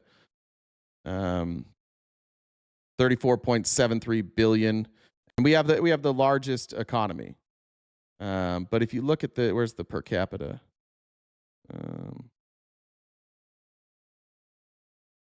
Here is by percentage of GDP. Sweden, Luxembourg, Norway, Denmark, UK, Germany, Netherlands, Switzerland, Belgium, France, Finland, Ireland, Iceland, New Zealand, Canada, Japan, Austria, Italy, Australia, Spain, Portugal, all give more than us. So what are we good at in America? The same shit that you guys do with like when you defend billionaires. You look at total number and you think it's telling you something. You're looking at that and you're like, oh, this is totally, we're the best at this. Well, but per capita, we're pretty fucking low, aren't we? Not doing that great. Where's China? We read China? Are they even on there? They got a lot more people, also not per capita. So whoops. We have high infant mortality rates. That's true. We're not very good at protecting our kids. We have the most mass casualties. Gun crime, gun casualties. We're number one at that. Isn't this crazy to everybody who's not MAGA? We came up with sports betting and football. That's it. And now that they can't answer it, they're like, but it's because the lefties are the fault, or at fault here. Yeah, this is wild. Hey, good job, conservatives. The second we turn you, and this is why they don't come up here. And I'm right. I'm just fucking right. They only are good at whining. See, Larry's doing it. Best at giving NGOs tax money. All they can do is whine. They can't point to one thing we do well. Conservatism is whining about how things change, and that's it. And Larry, you're complaining about NGOs, but you're not complaining at the beginning of this when we showed that our government is funneling money to Trump's kids. No, that's fine. That's fine. As long as it's not feeding poor people and instead going into the pockets of rich people, then it's fine. So you're saying the countries that contribute the most are the most homogenous countries? Perhaps they are. But they don't seem to have a problem giving money to other places. I don't have a problem with if we're going to take care of Americans, like if we're going to shut down immigration in this country, like if we're going to actually close off immigration, I would be fine with that if what we did after we closed off immigration is we took care of American citizens, but we don't do that. We close it down, we don't take care of American citizens, and then we give a bunch of money to billionaires. So like your solution just takes care of the part that you like, getting rid of brown people, like that takes care of your racism. I'm fine. If we want to close all of our borders to all immigrants, that's fine, as long as what we do next is take care of Americans and stop handing out money to billionaires. But we're not doing that. I'm a lefty like you apparently love from the UK that hasn't fallen to Muslims. 8% of people in England are Muslims. So much bullshit coming from Israel-linked twats with facts. I just wanted to point out there that Republicans are very quiet when they're not criticizing. When you ask a Republican for a solution or an answer, they don't know what to do. Your entire ideology is just crybaby bitch shit. Crybaby bitches, all of you. It's the only thing you have. Everything is so bad. Everything's bad. It's the brown people that do it. It's the wibs and the brown people. What should we do about it? Get rid of the wibs. Okay, once the wibs and the brown people are gone, what are you going to do? Well, we'll never get rid of the wibs and the brown people. Okay, but what if we hypothetically did? Well, I don't know. I don't know what we're going to do. My whole ideology is just complaining. All right, back to Tom Cotton. That was the case in October. Our military did the right thing. It sent a vessel, it picked them up, it took them back to shore. The American economy makes the world go round. No. The American economy is what they access to sell their shit. Doesn't make the world go round, right? And China is moving away from that. I just saw, actually, this just popped up. I'll probably cover this story tomorrow, but it's a good time. Check out what China's doing now.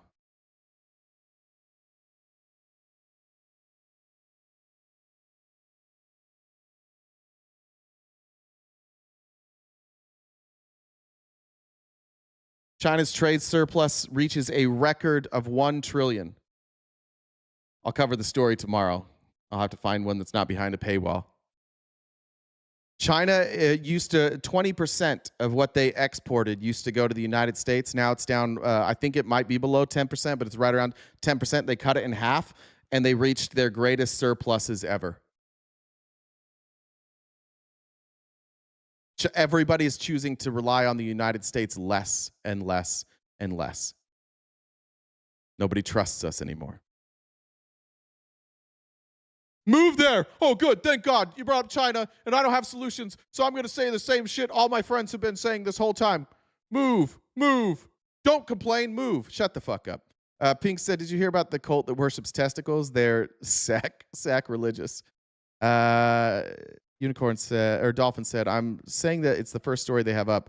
Look at it. It's the first story. Oh, okay. I see what you're saying. All right. Gotcha, Dolphin. Thank you. You're saying this boat was a threat to the United States, and yet NBC is reporting that Admiral Bradley told the lawmakers the drugs We're heading first to Suriname, that's another South American country, and then ultimately to Europe or Africa. How is a boat that's not heading to the Chelsea says roll Tide. Fuck you, Chelsea, and the college football playoff, and fuck the Tide. Roll. I hope they lose by $3 trillion. United States an imminent threat to this country, Senator? Well, that's one possibility based on the tactics and techniques that we've observed of these drug cartels. They send smaller boats to sea, and then they link up with a larger boat where they continue their mission. 90% of, I'm going to end it here. 90% of our, especially fentanyl, comes through our borders, either on giant ships or through automobiles.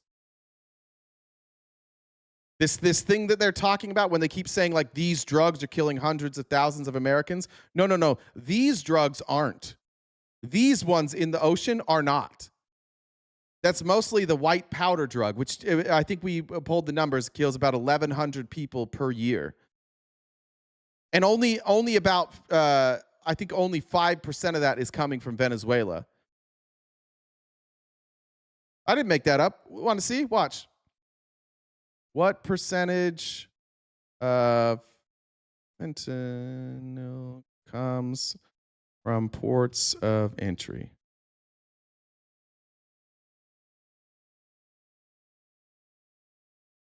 More than 90% of interdicted fentanyl is seized at U.S. ports of entries or interior vehicle checkpoints. What's the source here? Cato Institute. Is that good enough for you?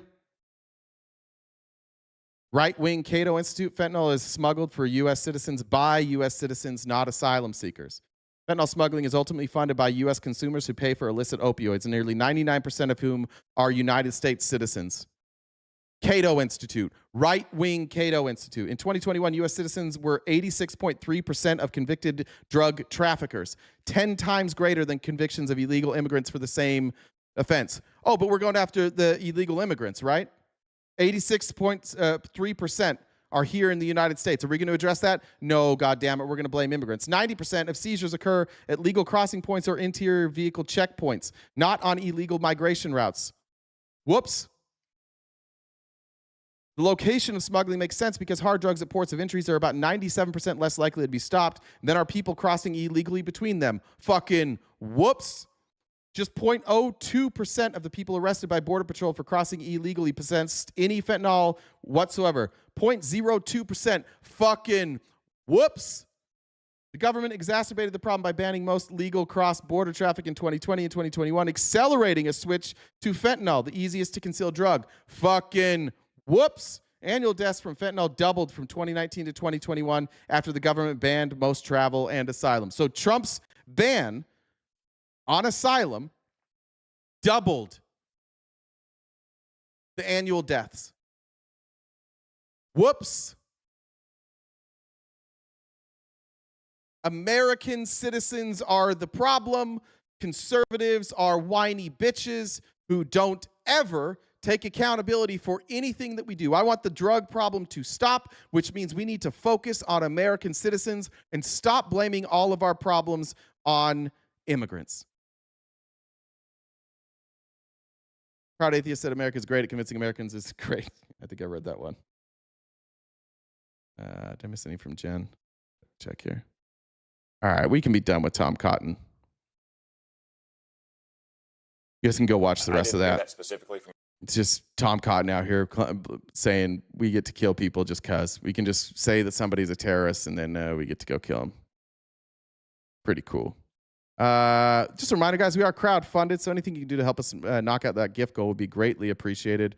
I'm trying to scroll here on TikTok. I appreciate it.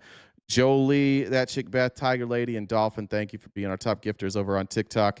If you are over on TikTok, do me a favor, share this out. We are live restricted, but if everybody could take a second to share this out, send your daily heart me and like the stream. That'd be awesome. We can get this out to more and more people. And if you're anywhere else, you know the way to support the live, and see if we can knock out that gift goal by the end of this. All right. Let's cover this real quick, because I do think that this is the actual argument from Democrats. Is as much as Republicans want to avoid any sort of accountability for their extrajudicial killings, their anti-constitutional killings, the reality is we want our government to follow the law. And Republicans only want the government to follow the law if the government is democratic. If it is Republicans that are in charge, we no longer care about following the law. Our goal here is follow the law. If you want to intercept these boats, if you want to arrest these people, great. In fact, it would be great because then you might be able to use your leverage and you might be able to get to the root of their trafficking organization. But it's hard for somebody to give you any information to find the actual kingpins if they are dead. Hard to talk to dead people. So, as I understand it, these are signature strikes. This is an intelligence assessment based on signals intelligence saying this is who we believe these individuals to be. You know, some of these defenders of the Trump policy, like conservative columnists, have argued this is a precedent that was set by the Obama administration, which used signature strikes to kill alleged al-Qaeda operatives, including a U.S. citizen at one point. What's the difference, chat? He's going to tell the difference. But what's the difference?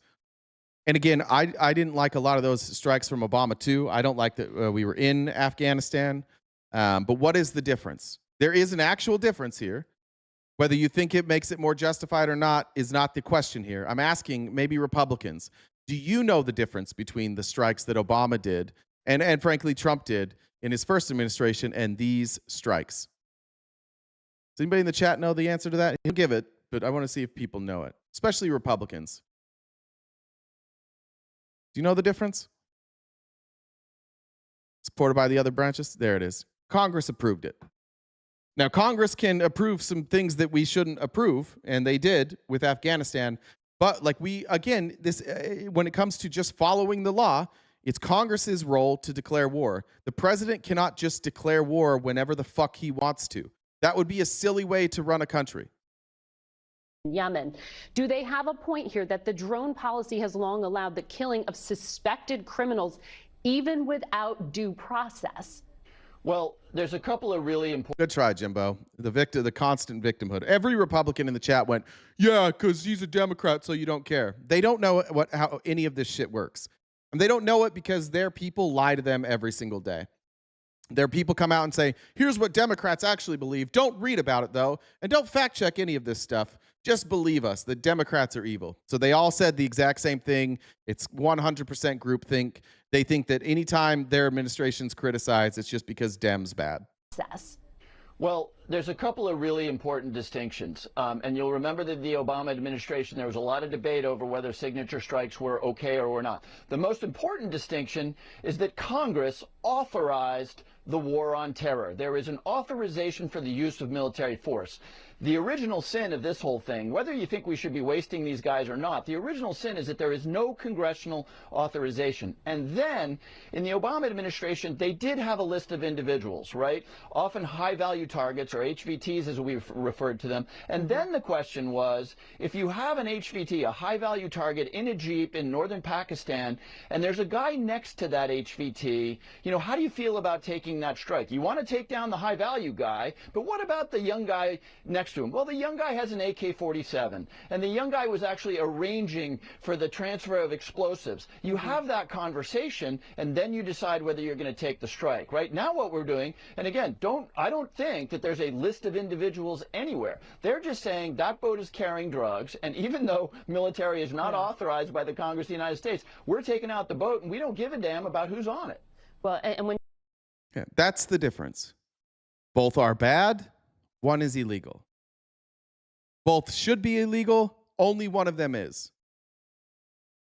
It is illegal to declare war without Congress. Can't do that. I don't know when you guys all became such cucky little bitches who think that whatever Donald Trump says he gets to do, like what fucking country you think you live in.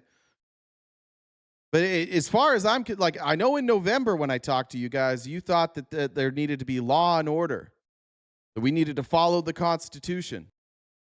And as soon as you got in, you're like, yeah, fuck that Constitution. Trump gets to do whatever he wants, and we're not going to say shit about it. The fuck around and find out people, yeah, dude, this is what you get. You fuck with America, you die. It's just you being dumb. There are repercussions to everything Trump is doing. And you are setting the stage that if you ever lose an election, I know that all of you think that you're never going to lose an election ever. But if you lose an election and the Democrats put in somebody who wants to be a dictator, you have created a path for that now. The Trump administration doesn't listen to the court. They blatantly ignore court orders. They say that the executive branch cannot be checked. If you go through 4 years of this, you have now set the stage for potentially somebody you really don't fucking like to come in and say, I'm going to do what I want, and there's not a goddamn thing you can do about it. And all of the Democrats who are just like you, every time you open your mouth, they're going to go, you lost, cry about it, fuck around, find out. She's your president. I said she. They are your president. Oh, it's going to be a trans person for sure. They're your president. Deal with it. Cry more. And you'd be like, wait, what about the Constitution? What about law and order? You can't just say that those people are bad and kill them. You got to have at some point, some of you have to have principles. Because you're opening the door for something. And I don't want that to happen. But you're opening the door. And if this goes on too long, I don't know that the left has a lot of options. They may have to undo what Trump's done. They may have to come in and take power. And then they never give it back. And then suddenly we're China or we're Russia or we're Cuba. Suddenly we just have a dictator, and it's not the dictator that you want. So while you cheerlead a dictator, just make sure you know that if your dictator doesn't seal the deal, if you guys don't have full-on right-wing ultra-authoritarian fascism, then it's going to come back to bite you in the ass. And you're not going to get a lot of sympathy from me because you cheerleaded it the whole time. It's pointless trying to talk to Trumpers, dirty dude. Yeah, maybe. Elections have consequences. I understand what you're saying. I understand, but what did Obama do that was illegal? What court orders did Obama ignore? What about Biden? Did Biden ignore court orders? No? Okay. All right. Yeah, I did steal that from Jay-Z. When I was in high school, my friends called me Jehovah, and then I made it Jehovah's Witness.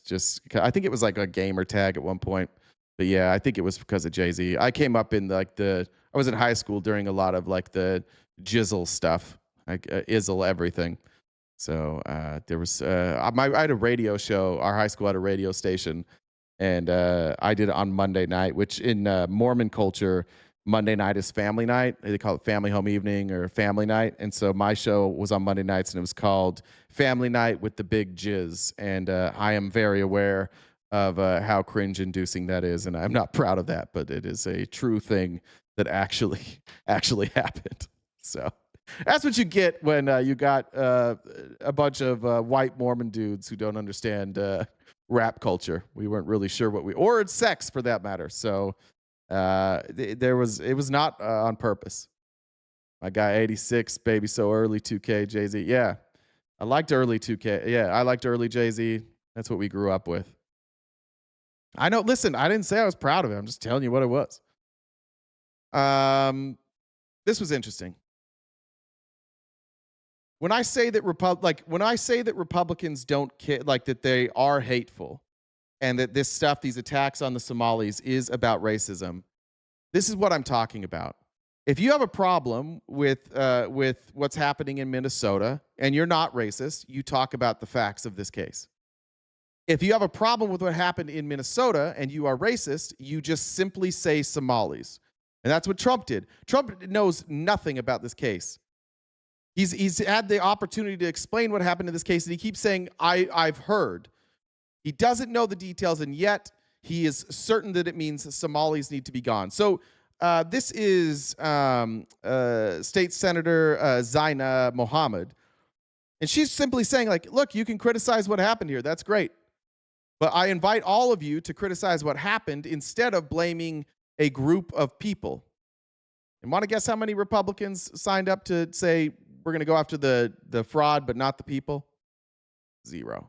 Donald Trump exposed what he really wants, what he really thinks, that Somalis are garbage. And that he does not want us here. That's dehumanizing and hateful language, and a direct threat to denaturalize and deport American citizens like myself. And where are the Republicans now? This morning, I emailed Republican leaders in the legislature and asked that they join us here, and that they speak out publicly or contact me directly and condemn what Donald Trump said about their fellow Minnesotans, their fellow citizens. So far, no response. Not one of you can say that Somalis aren't garbage people and that Somalis should be removed from our country. Not one Republican can say that. How are we gonna have to say that? How are you gonna say that you're not racist? See, they do this game. Accountability for fraud is racism. Nobody's saying that. This is what you guys all do. You avoid the accountability for fraud would be through the court system. Saying all Somalis are garbage people has nothing to do with fraud. That's just taking a group of people, lumping them together, and saying that they are trash. That's bigotry. That has nothing to do with the case. Now, I don't know a single Democrat who has said you should not investigate this. Ilhan Omar has said that it's a fraud. She has said specifically that it's a fraud.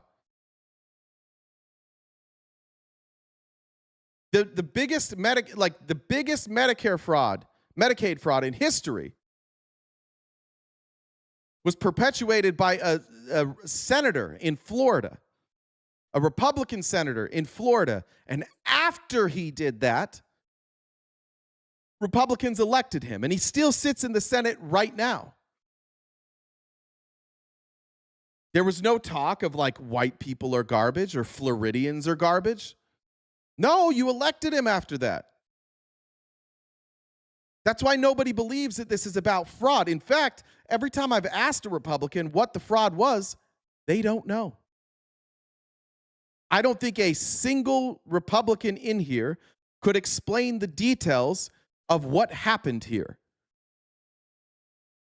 You just know that, I think, I don't remember how many were arrested, but like 75% of the people arrested happened to be members of the Somali community. And the reality is that those people who committed the fraud took advantage of you and I and the members of the Somali community who are also taxpayers. These are citizens. Why is this a fraud on you but not on them? Well, because we view all black people as part of the same group. We view all Somalis as part of the same group. Somalis were defrauded too here. So why is it that we're saying get rid of all Somalis? If it's not bigotry, what is it? We're talking about, I think, like 7 or 8 people. There's in Minnesota alone, I think there's 60 to 70,000 Somalis. Almost all of them citizens or have legal status. 70% of them are working.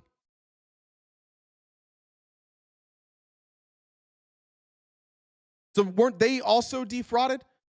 The majority of them, 3/4 of them, are working, paying taxes.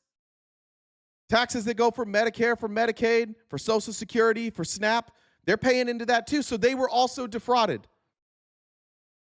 Can somebody please explain to me why it is that this isn't bigotry? You don't do this with white people. You don't do this with Christians. You don't do it with Republicans. Give me a different explanation, please, for why this happened. And there was, I think, like 7 or 8 people, and why you're blaming 70,000 people. I mean, I for the millionth time, I invite Republicans to come explain it to me. But for some reason, you're all cowards. There's going to be somebody here that says they'll talk to me, they'll debate me, they'll call, and they will explain how you get up here on Discord, and then you'll go, oh, I don't want to do Discord. I can't figure Discord out. And you'll continue to bitch from the comments every day. I call out all of anybody that you listen to. Whatever right-wing show you listen to, I'll come on their show. You can go tell your favorite podcast host, I'll come on their show. They can explain it to me. If you can't, maybe they can. But I'm waiting for an explanation. Somalis were defrauded. A handful of Somalis committed fraud. Why are those people being defrauded different than anybody else being defrauded? Well, cuz. Racism. That's why. That's why none of you have an answer for this. My offer still stands. Have you been to Somali areas in Minnesota? Answer the fucking question. I'm not asking you how their neighborhoods are. I'm asking you why you're saying that they are the problem. That's all I'm asking. I can't answer that question, so I'm generically going to do, have you been to those neighborhoods? I have friends, though, that live around there. Doesn't seem to be the problem that you think it is. The biggest complaint that I've gotten from people that I've talked to from that area is that, and honestly, like, I don't know how big of a problem it is, but if you watch any clip or if you talk to anybody, they're like, yeah, there's been some problems.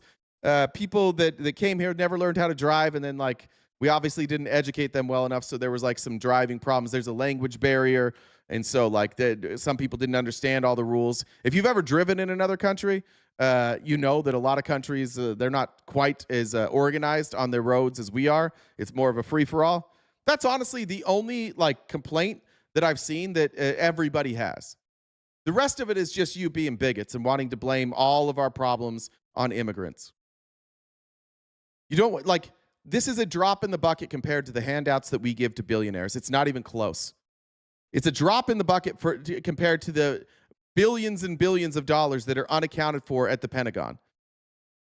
This is a tiny amount of money, but because it's Somalis, you get to pretend it's like the biggest fucking story in the world. The actions taking place against Somalis in Minnesota include ICE, Border Patrol, the DEA, the DOJ, the Treasury Department, Homeland Security, the ATF, and the FBI. They are throwing the full weight of the federal government against a tiny population of people, maybe 80,000 in Minnesota and a couple 100,000 across the nation. We don't give trillions to immigrants. That's a made-up number. Thank you. We are a fraction of percent. Why us? Is that because we're tiny and most Americans don't know a Somali person? And he thinks he can get away with it? He can start with us, but it will not end with us. This is a defining moment in the history of the United States. We are a nation of immigrants and of rights, but only if we are brave enough to defend it. What we do now, collectively and individually, determines what kind of country we are. I'm asking every Minnesotan. Mondo, you've been crashing out in my chat for 45 minutes, and now you're asking if I'm okay. You can just come up here and talk to me, and you can ask that. But you literally have been like spamming Republican talking points for 45 minutes. Like, chill. I'm doing great.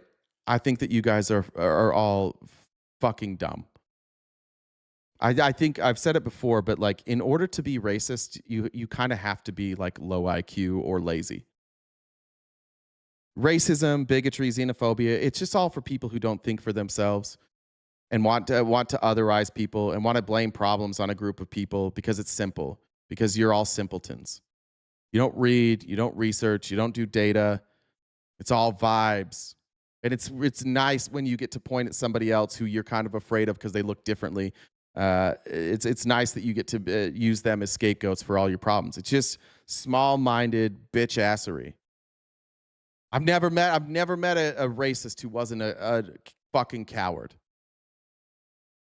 I've never met a racist who was in fact, some of the people that I know in my personal life that are racist, guess what? When they go to work, they hide their racism. How come you guys all have to hide who you are when you're at work?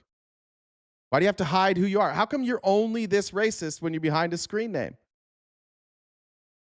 That's what other reason than cowardice is that? If you're racist, do it with your full chest. But like, even you got Fuentes out there. Every time he goes on like a mainstream podcast, he's like, oh, no, I'm not actually racist. I have no problem with Jewish people. I have no problem with black people. And then he gets back into his crew and he's dropping the N-word and he's saying that, like, fuck women. Women shouldn't be allowed to vote and that the Holocaust is fake. You're all fucking cowards. And I know that because I also ask you to talk to me every day and you won't. You just sit in there behind a username and you're racist.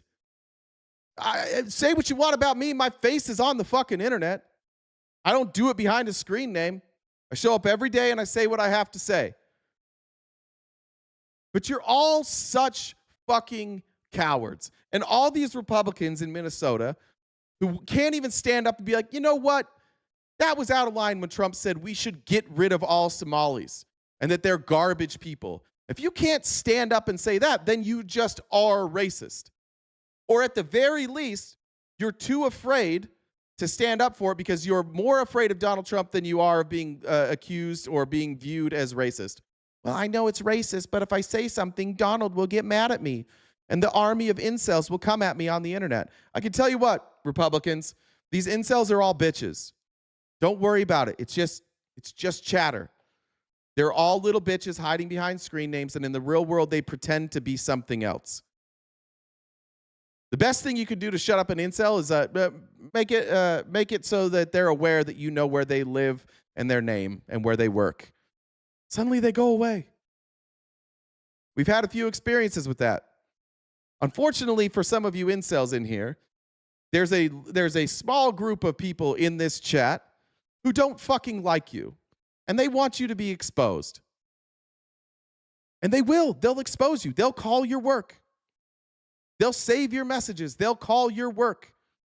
It's happened before. And every time it happens, that person disappears. Suddenly that person isn't here being racist anymore. Or somebody with the exact same speech pattern makes a brand new account the next day. I don't like racists, but good Lord, are all of you cowards? We just can't wait for the day when we get to be openly racist. Why are you so bitch shit now? How come you're only racist behind a screen name? How come none of you will come up here and talk about it? I think you're cowards, honestly. I think you know that you're cowards. And the fact is, some people are arguing with me right now. I'm calling out pussy-ass racists, and some of you are arguing with me. What does that make you? If you're arguing with me right now and you're not a racist, then what the fuck are you arguing with me for? I'm not talking to you, right? So anybody who's arguing with me right now, it seems like I've struck a nerve with the racists. Why are you always mean to racists? If somebody was talking about people being racist pussies, I wouldn't be offended. I wouldn't be in the chat be like, fuck you, dude. I'd be like, oh, he's clearly not talking to me. I'll go get a drink. But everybody in the chat right now who's upset, I'm only talking about racists. What are you responding for if you're not a racist?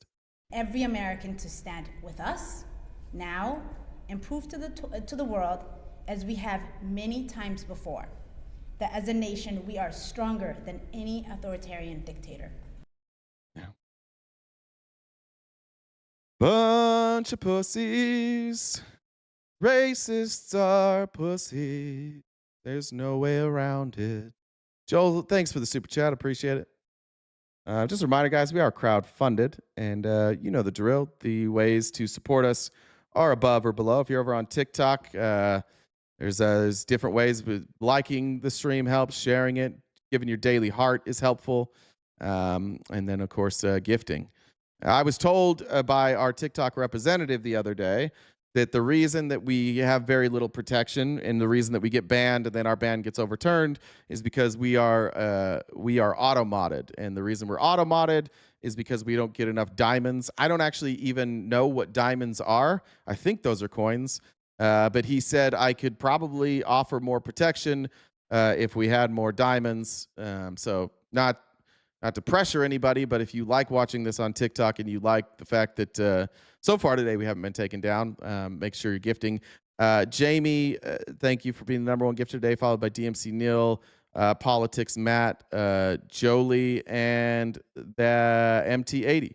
Rounding out the top 5. I appreciate you guys very, very much. All right, on to the next. What time is it? 11:42. I think I don't think I have a hard cutoff today. I'm going to send a text message during the next video, but I think I can go longer today. However, if you can help us knock out that gift goal a little early, that would be great. I just want to play this. I don't really have this is in response to Stephen Miller going all over the news this weekend, which I'm not going to show just because it's the same shit from Stephen Miller trying to blame all of our problems on immigrants. But I thought Ilhan Omar made a great point here. And again, I will say this about Ilhan Omar. Whatever her politics are, if you like them or don't like them, she is far more brave than any of you weak-ass bitches who hide behind screen names every day. She's on national TV, despite the fact that it's nothing. Like every time she shows up, it's nothing but death threats and racist shit thrown at her. And she shows up every day. She's more brave than any of you. And so I applaud her. And I think that I have as much respect for her as I could from anybody in Congress to keep showing up and fighting every day for a community who you racist bitches are saying should just be removed from our country. I want to ask you about something else. Friendly Friday didn't happen, Danielle, because I completely forgot, if we're being honest. I forgot to mention that before I start this. Last Friday, we had so many technical problems. The stream crashed like a million times, and my head wasn't in it. And then I ended the stream, and then like an hour later, I was with my daughter, and I was like, oh my God, I forgot Friendly Friday. So I'll make it up to you. I want to ask you about something else that the architect of the president's immigration policy, Stephen Miller, said. On Thanksgiving Day, he posted, "No magic transformation occurs when failed states cross borders." Real quick, I'll stop playing the race card when you stop putting people in a group. Sam, I think it's fair. If you want me to stop calling Trump and anybody supporting this racist, then stop applying the actions of 8 Somalis to 70,000 Somalis. I can't stop calling you racist until you stop acting like racists. If Trump says, I don't want all of these people in my country because of the actions of a handful, then I can't say that you're not racist. So stand with me. Stand with me and say that these people who defrauded the people of Minnesota should go to jail and should be prosecuted, and we're on the same side here. But if you're applying this, when I brought this up earlier, people are like, have you been to the cities where there's a bunch of Somalis? Whoops. I can't, in good conscience, not claim this is racist if you keep looping in 70,000 people for the actions of 8 people. I don't know how to do that in an honest way. There's no way to do that. At scale, migrants and their descendants recreate the conditions and terrors of their broken homelands.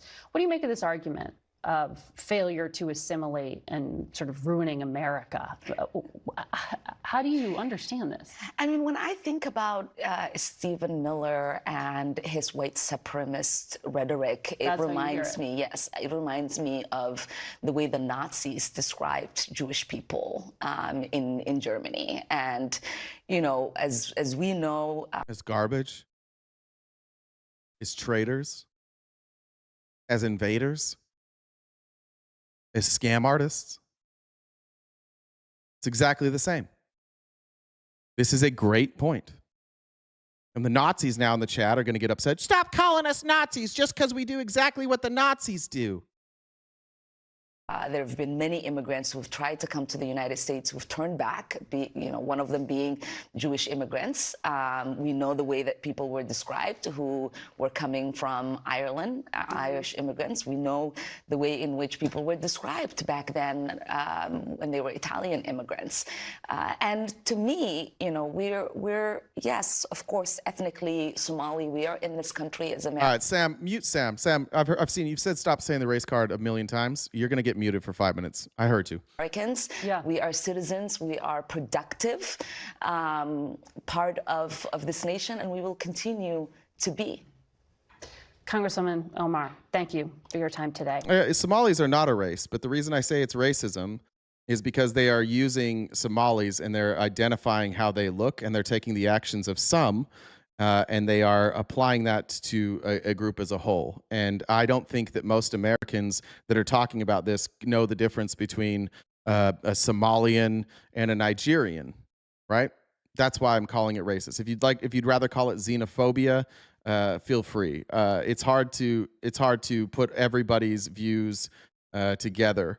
But what I do know is that they're taking a group of people and they're taking the actions of a handful of people and they're applying it to the group. So bigotry, xenophobia, racism, whatever you want to call it, I think it's probably different for different people, but it's all the same thing. Like it's semantics now. It's bigotry looking at a group of people and saying that the actions of a few constitute the need to get rid of the whole. So however you want to put it, it's fine. It's fair for you to say that saying Somali is being anti-Somali isn't necessarily racist. True, but some of the people who are anti-Somali are doing it because they're racist because they don't know the difference. So we could pick that apart all day long, but it's bigotry, it's xenophobia, it's whatever you want to call it. It's small-minded pussy shit. Justin Copacetic said, in the fine words of Joey Manarino, Jesus Christ. No sentence should ever start with the fine words of Joey Manarino. I'm a true black American woman. I was born black and I will die black. My mommy black, my daddy black, Trump all the way, all day, every day. If you don't know what Justin's talking about, Joey Manarino is a dipshit MAGA on Twitter, and he obviously runs a bunch of like alt accounts. And he got caught accidentally tweeting on his main account where he probably meant to put on one of his alt accounts where he was cosplaying as a black woman. Good pull. Look up Amy Bach. She was the ringleader, and she's a white lady. Is she the ringleader?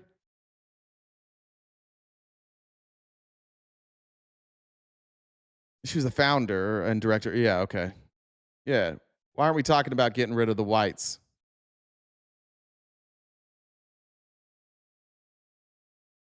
Amy Bach and Salim Saeed. But we're not talking about getting rid of these white Minnesotans, right? Thank you. Lefty70 said US MC angry veteran calls them screen berets. That's awesome. Is he still out in DC? Are they still doing their sit-in? I like Matt. I don't know him personally, but I appreciate his activism and his righteous indignation. I like him a lot. Like to maybe I'll meet him someday. Too many isms, not enough love. Yeah. Well, what is really happening then, 44RX man? Because as far as I can tell, is some people in Minnesota perpetrated a fraud, and then they got caught, and they went to court, and now Donald Trump is using that as a way to discriminate against all Somalis. That's what it seems like to me. Seems like a lot of people are now being attacked just for being from the same country as some of these people. That's what it seems like. What am I missing? 97 people so far? 97 people so far what? Been indicted? Indictments, I've charged. I'd like to see how many of these make it to court. Or Minnesota fraud. Let's see. See if I can get a number. I'm seeing 87. Federal authorities have charged 87 people in connection with a series of massive interconnected pandemic-era fraud schemes in Minnesota. 61 convicted.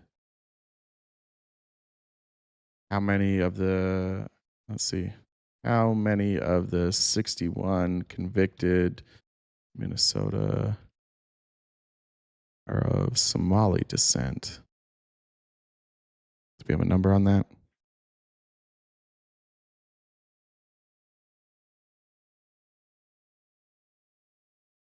I don't see an official number.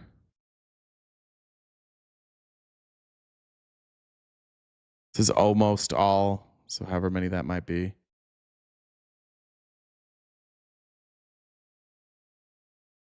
What were they convicted? These are the ones I was looking at, that main case. What were these convictions for?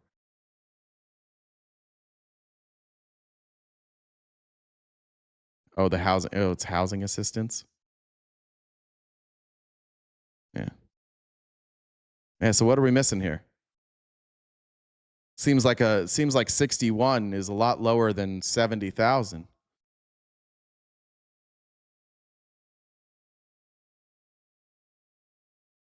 And again, by the way, yeah, it's a good point. Do we care about convictions, MAGA? Suddenly convictions matter? Not when it's Donald. All right, I want to get into the meat of the show. Basically, the rest of the show is going to be about misinformation, the role that social media is playing on the dumbing down of this country, and then those in Congress who are cheerleading it along and doing nothing about it and playing the game. First, I'm going to show you Eric Schmidt, because we talked a lot about drug boats, and we'll still talk about more about these drug boats. But the one thing we can consistently say about Republicans is that on Twitter, behind screen names, they are tough and they say what they mean. And then when they go on TV, they will not be the racists or bigots that they are behind a screen name. Here's Eric Schmidt now failing.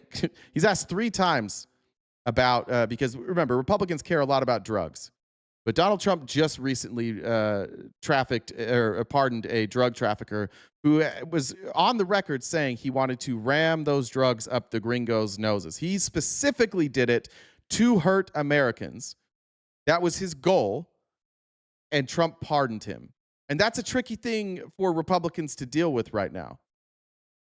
Now, it's hard for me even to take any of you seriously when you talk about drugs, when Trump pardoned a guy who was trying to get Americans hooked on drugs. Support this pardon of the former Honduran president?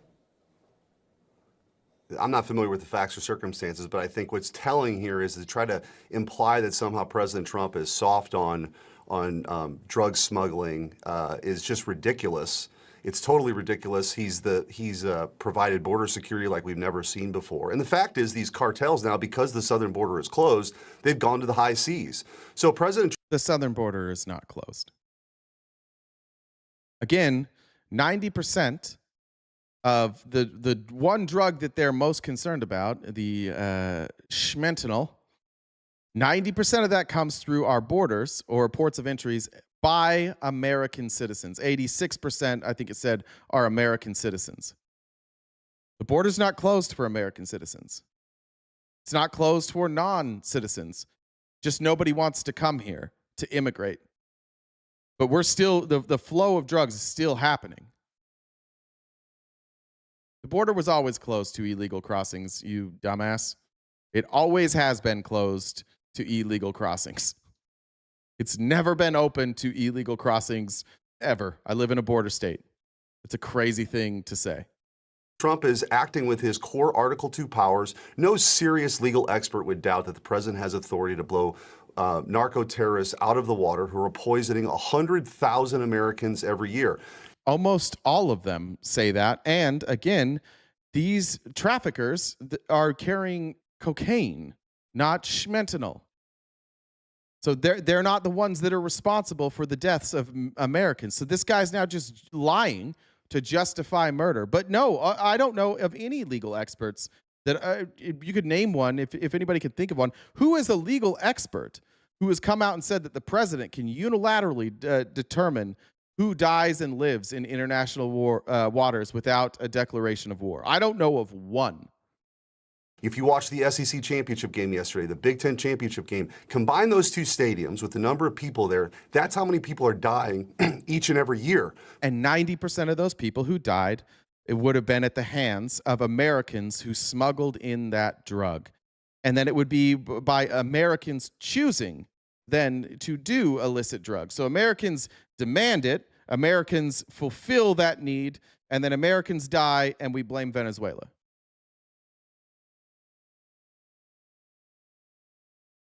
Just do the right, just do the thing that makes the most sense, Republicans. For once in your fucking lives, can you just abandon blaming brown people for all the problems and do what we need to do? Spend every dollar we're spending on these international waters, spend every dollar to make sure we're detecting drugs that are coming through ports of entries. And if somebody gets caught smuggling that in, give them a life sentence, especially if it's an American. Life sentence in America. Whatever you got to do. But killing Venezuelans for a problem that is perpetuated and provided by American citizens is fucking moronic. It makes no sense. From the poison that's coming from these narco-terrorists. So the fact is, George, President Trump has been delegated the authority by Congress to designate terrorist organizations. He's done that. He sent a letter to Congress saying he was going to initiate these strikes. We've had regular briefings about it, including from Secretary of State Rubio, including from the high-ranking officials in the Department of Defense. He's executing those. And so now what we have now are Democrats who have such X-ray vision and clairvoyance. Suck my balls, Mono. I'm going to keep calling people brown because it's weird how Republicans won't go after the people that are bringing in the drugs, but they will go after brown people from other countries. I'm going to keep bringing it up until you give me a better explanation for why it is that we are going after these people. If it's not xenophobia, if it's not racism, if it's not bigotry, give me another reason, because the reason isn't backed by the data.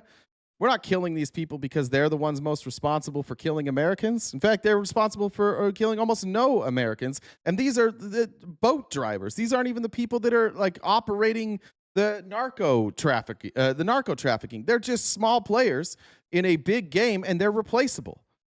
So until you give me a better explanation, then I'm going to keep going with that. That they know the intentions of narco-terrorists on boats, yet we're so blind to see that they had a president for 4 years that was operating as a vegetable in Joe Biden. So, you know. There we go. Yeah, now it's Joe Biden's fault. Not Americans. Joe Biden was a vegetable. Got it.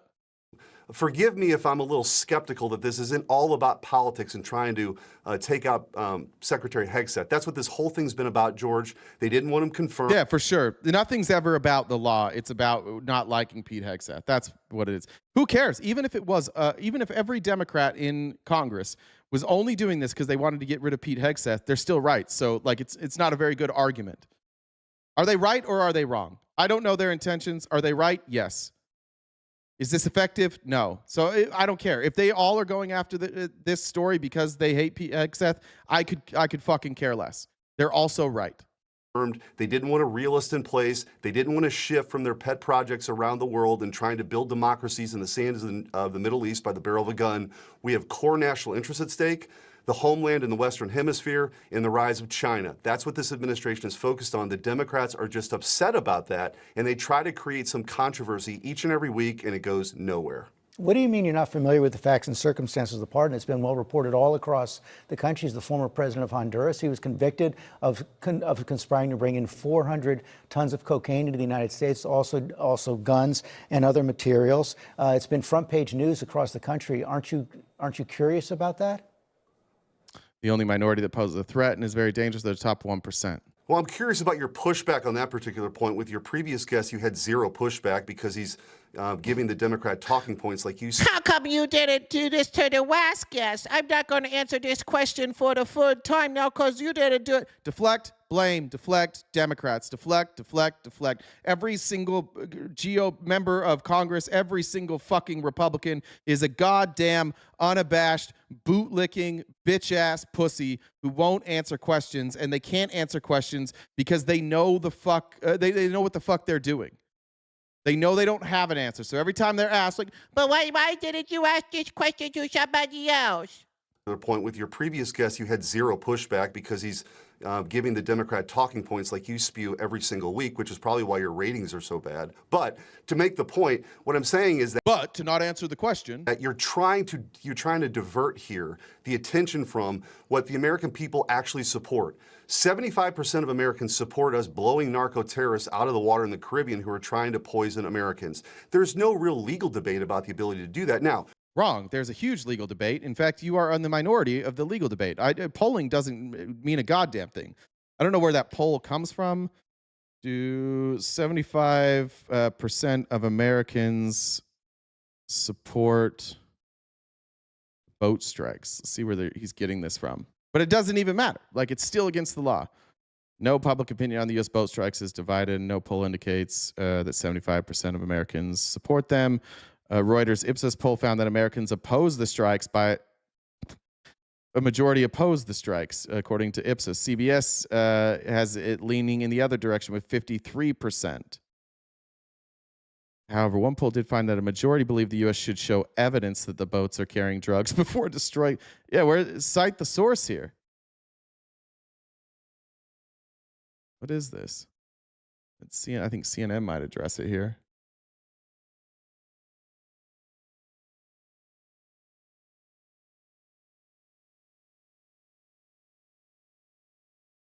Next question: CBS polls considered less favorable to the Trump administration. Yeah, there's. I don't know where he's getting that number. You guys know? I know that they're going to be like, CNN. Anybody know where that poll was from? Doesn't seem to be a real poll. You could have a policy discussion about it, which now you see the Democrats pivoting from the second strike and the war crimes allegation to really what this whole thing is about. Should we be doing it in the first place? I have way more sympathy for my friends, my cousins, my neighbors, those people who've been poisoned by these narco-terrorists, people who've been skinned alive by these cartels as they bring people to the United States, than I do for these narco-terrorists. I mean, that's just the reality of the situation. So there's legal justification for it. He's doing it. We do have... See what I mean? This is all Republicans do. They just lump people together in a group so that they don't have to address the real problem. Now his friends are being skinned alive. The people in Venezuela aren't the ones that are doing human trafficking. So now he's taking up like Mexican cartels. Now he's looping in the Mexican cartels here. Well, yeah. I'm going to take the problems of everybody collectively and apply it to these 6 guys in a boat. That's why I fucking hate Republicans. It is brain dead groupthink. Like you blame groups of people, even if it doesn't make any fucking sense. It doesn't matter because the Republicans are too fucking ignorant and lazy to ever fact check any of this. What's he saying? Is he looping in Mexico now? By this justification, why aren't we in Mexico murdering people? I don't know why not. Republicans would support it. More of a focus on our interests now in the Western Hemisphere, and I'm thankful for that. Do you support the pardon of the convicted drug smuggler or not? George, like I said, what we're talking about here are the narco-terrorists poisoning Americans. This attempt to try to... You pussy ass bitch. We're talking about people who are poisoning Americans. Okay, so the guy that said, I want to poison Americans by trafficking drugs into the United States, who then trafficked drugs into the United States with the explicit goal of poisoning Americans, got a pardon. We're not talking about that. Yeah, of course we're not talking about that. Because it doesn't make any fucking sense that the guy who says he's protecting Americans just pardoned a guy who was explicitly going after Americans. Explicitly. Is your whole party fucking cowards? Is there one of you that isn't a coward? One of you? We cannot pretend, Republicans that are here, you cannot pretend that this bitch didn't avoid that question 3 times. And you cannot pretend that the person pardoned wasn't doing exactly what you say you are going after. Pathetic. Focus on a pardon is classic. I don't even get that joke. Asmongold waiting room. Isn't that the guy that like lives in his own filth? Like that long-haired weird ass guy? I've seen clips of him. I don't know much about Asmongold. I just sometimes hear people talk about him. I don't know where does he fall ideologically? What are his politics? I don't even know. 71% support from a Harvard CAPS poll conducted October 1st and 2nd. Okay, let me look at that. Harvard poll vote strikes. Thank you for finding that.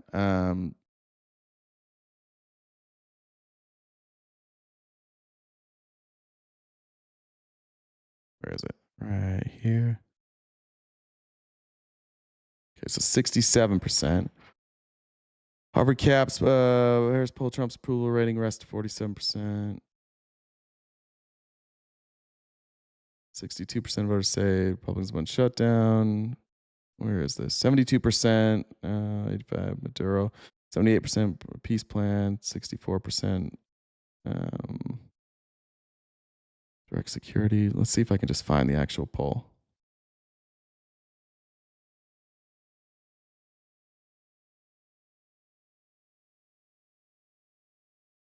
Online survey. Oh, this is not a good poll.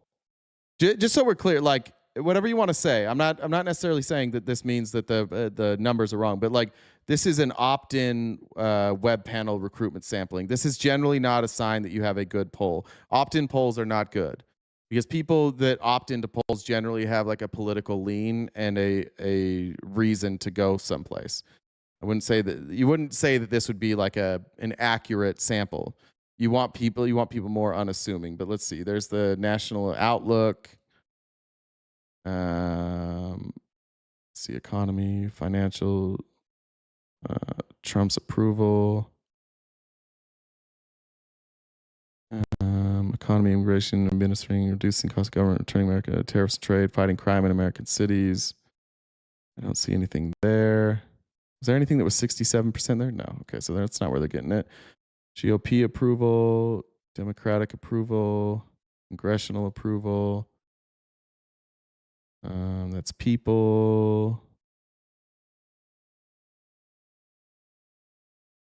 That's just institutions. Crime and drugs.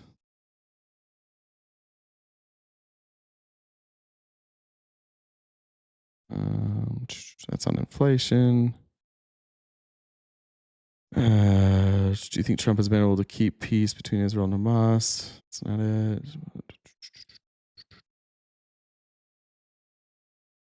Could this be it? Where's the eliminating all preferences by race, banning men who honor race, fitness, launching government run, closing the border? I mean, this so far, this is 70% closing the border with added security.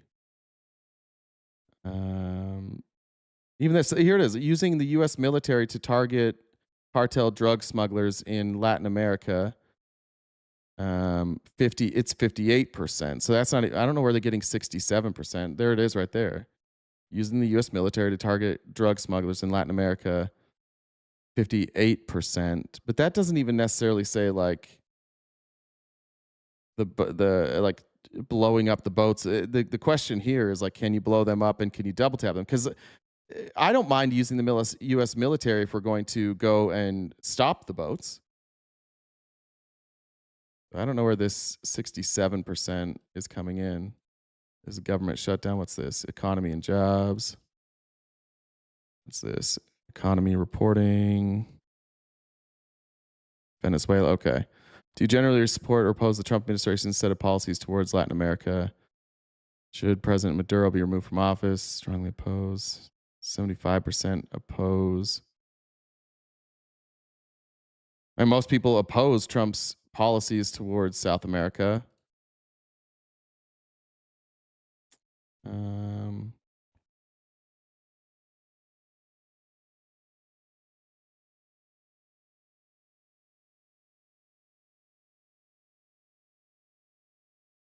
Oh, here we go. Drug boats. All right, let's see. How big a problem do you think deaths from drug overdoses are? Okay, most people say it's a big deal, a major problem. How many people in the U.S. die each year? That's from drug overdoses. 125. Majority of the people, most people get that number wrong. That's interesting. Do more people die each year from gun violence or drug overdoses? 64% say drug overdoses. Is the government of Venezuela participating in the drug trade or no part of the drug trade? 65% say participating or no. 59 say participating. Okay. Are the drug boats loaded with drugs appropriately targeted for destruction or not? 54. Oh, let's see. What's the total here? 63% say appropriately targeted. Do you support or oppose the U.S. government destroying boats, bringing drugs into the United States? Okay, yeah, but again, that's not about killing people. So there's the 67% that they got. Do you support or oppose the U.S. government destroying boats, bringing drugs into the United States from South America? All right. So his numbers were wrong, but that's where we get the number, it looks like. And again, this is an opt-in poll. I wouldn't say it's super scientific, but even if it was 99% or even if it was 1%, it doesn't matter. There's still laws that we have to follow. And it's clear that a lot of the people taking this based on what they believe, that a lot of people aren't aware of the situation or the numbers. So there we go. We finally found the number. See how we fact check over here? See how we do that, guys? That's what makes America great, is fact checking. Susie said, I love RTP Talks. Thanks for subscribing for 2 months. Good reminder, guys. Next Monday, we have our next movie night. You need to be a paid subscriber either on YouTube, TikTok, or Twitch in order to hang out with us on Discord and watch the movie. I'll announce the movie later this week. I've had a lot of really, really good suggestions, so we'll do that. And then if we could, we got, an hour-ish left? Maybe an hour and a half left. If you could help us knock out that gift goal in the next hour, that'd be great. And let's do it this week. I know it's tight. But last week was a struggle, and for the first time in a long time, we may make it through without the whole stream crashing. I'm going to knock on wood, but if you could help us knock that out, it would be great. Okay. Let me skip. Now I want to move into just exactly like how our media is playing a role in fucking us all up. I want to start with, this is Dr. Jason Goldman. He is the president of the American College of Physicians, and he's also a liaison to the advisory committee from Human Health and Services. So he just spent the last couple of days with Senator Kennedy and his team, and he's alarmed. And what sucks about Senator Kennedy, and you'll see a lot on Twitter and on YouTube, Dr. Mike is trending again. He did that Jubilee episode where he talked to people on the right. What we're dealing with is a bunch of people trust RFK despite the fact that he consistently gets things wrong. And nobody seems to care that RFK gets things wrong. The people who still think that the COVID vaccine is causing more harm than good, they have abandoned all facts, and it's just stories now at this point. And that's what's alarming about our scientific community under this administration, is that it's vibes and it's stories and it's not data. And our doctors are starting to become alarmed. I'm Dr. Jason Goldman, president of the American College of Physicians and the liaison to the Advisory Committee of Immunization Practices, where I've been spending the past 2 days dealing with Secretary Kennedy's vaccine committee destroy our public health infrastructure and undermine hepatitis B vaccination, which has been life-saving for so many millions of Americans, giving a universal recommendation at birth for hepatitis B vaccines saves lives. Their rationale for deciding to change it was that they did not like COVID vaccine mandates and that people should have an individual choice on all vaccines. By the way, yes, I am still getting boosters because you should get boosters according to all available data.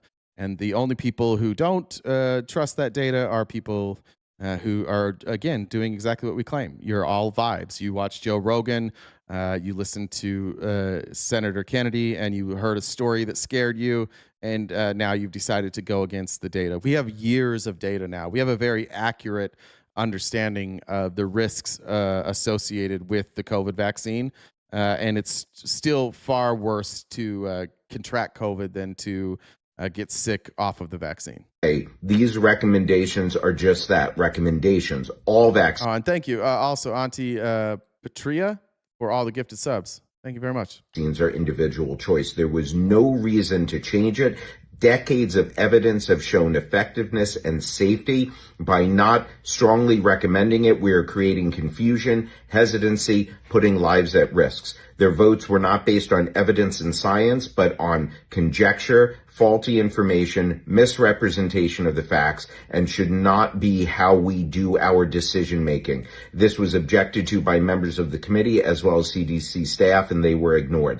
This is detrimental to the health of our country, and we need to ensure that Secretary Kennedy's vaccine committee does not continue to make these very egregious decisions. Imagine living in a world where you think a guy who made most of his money by trying to sue pharmaceutical companies with class action lawsuits, and 2 TV doctors and some people that didn't complete medical school are telling the truth. But all these doctors, again, he's the president of the American College of Physicians. This isn't big pharma. These aren't people who are making a fortune on vaccines. They make no money on the vaccines. These are not people who are getting rich if people get vaccinated. These are the people whose job it is to keep people healthy. And imagine thinking that all the doctors in the country, like the overwhelming majority of the doctors, actually want to make you sick. And that these fake TV doctors and this lawyer are actually the ones with all the data. And they have provided absolutely no data at all. RFK has provided no data that would make anybody examining the data say it is safer to not be vaccinated. None. It's all vibes with this dude. And that's kind of the point of what we're going to go through the rest of the time. The way that our social media algorithms have dumbed down this country. And I think in a lot of times it was meant to divide, but it has made us significantly dumber. The fact that I can sit up here today and say what I just said about the data, and a bunch of people in the chat will say that I'm lying and I don't know what I'm fucking talking about and make some like booster joke, is evidence of that. If what I was saying was wrong and they could prove that it was wrong, they'd be citing studies here. They'd be giving me medical studies. They'd be giving me vaccine studies. They'd be giving me data, but they're not. They're just saying I'm brainwashed. You'll notice not one of them will give me a study. And if you do, I will happily pull it up. But just somebody, I hate shots. I hate needles. I would love to be convinced that I don't need to get vaccines. It would be great. My daughter also hates them. I hate having that my daughter has to get shots. But I'm not gonna go on vibes and put my daughter's life at risk off of vibes. I want you to show you something that Trump is doing here. It's going to make everything a little bit worse. I told you at the beginning that we're losing our lead on the AI race, and that's largely for a couple of reasons. One, we aren't that innovative. We are top heavy when it comes to AI. We're monopoly heavy, and those monopolies have a ton of funding, and they have to pay out dividends, or at the very least see that stock price continue to rise. And so while our stock prices are going up, our AI companies are losing the ability to compete with much cheaper options. And Trump now is going to resort to protectionism. He's going to say he made a bet that AI is what our country is going to win at, and that's how we maintain our power as a world. And he made that bet early, and he took bribes from all these people, and now he has to double down. So now what we're going to have to do is we're going to have to stifle innovation from other countries and nationalize AI and hope that we win this war and that somehow it pays off. But again, like if we win this war on AI and it does what they say it's going to do, it's going to kill a bunch of jobs, and they are not telling us what their plan is for after all these jobs are killed. What are coders going to do? What are programmers going to do? What are customer service people going to do? How are they going to pay their bills? They're not telling us. But Trump tweeted this out today. He hasn't done the executive order yet. Said there must be only one rule book if we're going to continue to lead in AI. We are beating all countries at this point in the race, but that won't last long if we're going to have 50 states, many of them bad actors, involved in rules and the approval process. So now he's going to say, "Sorry, states. We've been warning you about this forever. It happened in Arizona, happened in Texas, happened in Tennessee." But some of these smaller communities are coming together and they're rejecting these massive data centers because it's going to raise the price of all of their electric bills and their water bills, and they can't afford it. And it's bringing 150 jobs. So it's not worth it to these cities to have these AI data centers come in and make it so that they can't afford to live there anymore.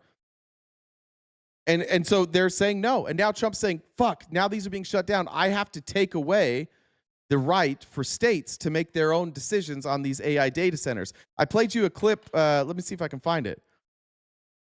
Kirsten Sinema was here in Chandler, Arizona recently, and she was warning the people of Chandler that if they didn't accept it, that Trump was going to do this. Let me see if I can find this clip.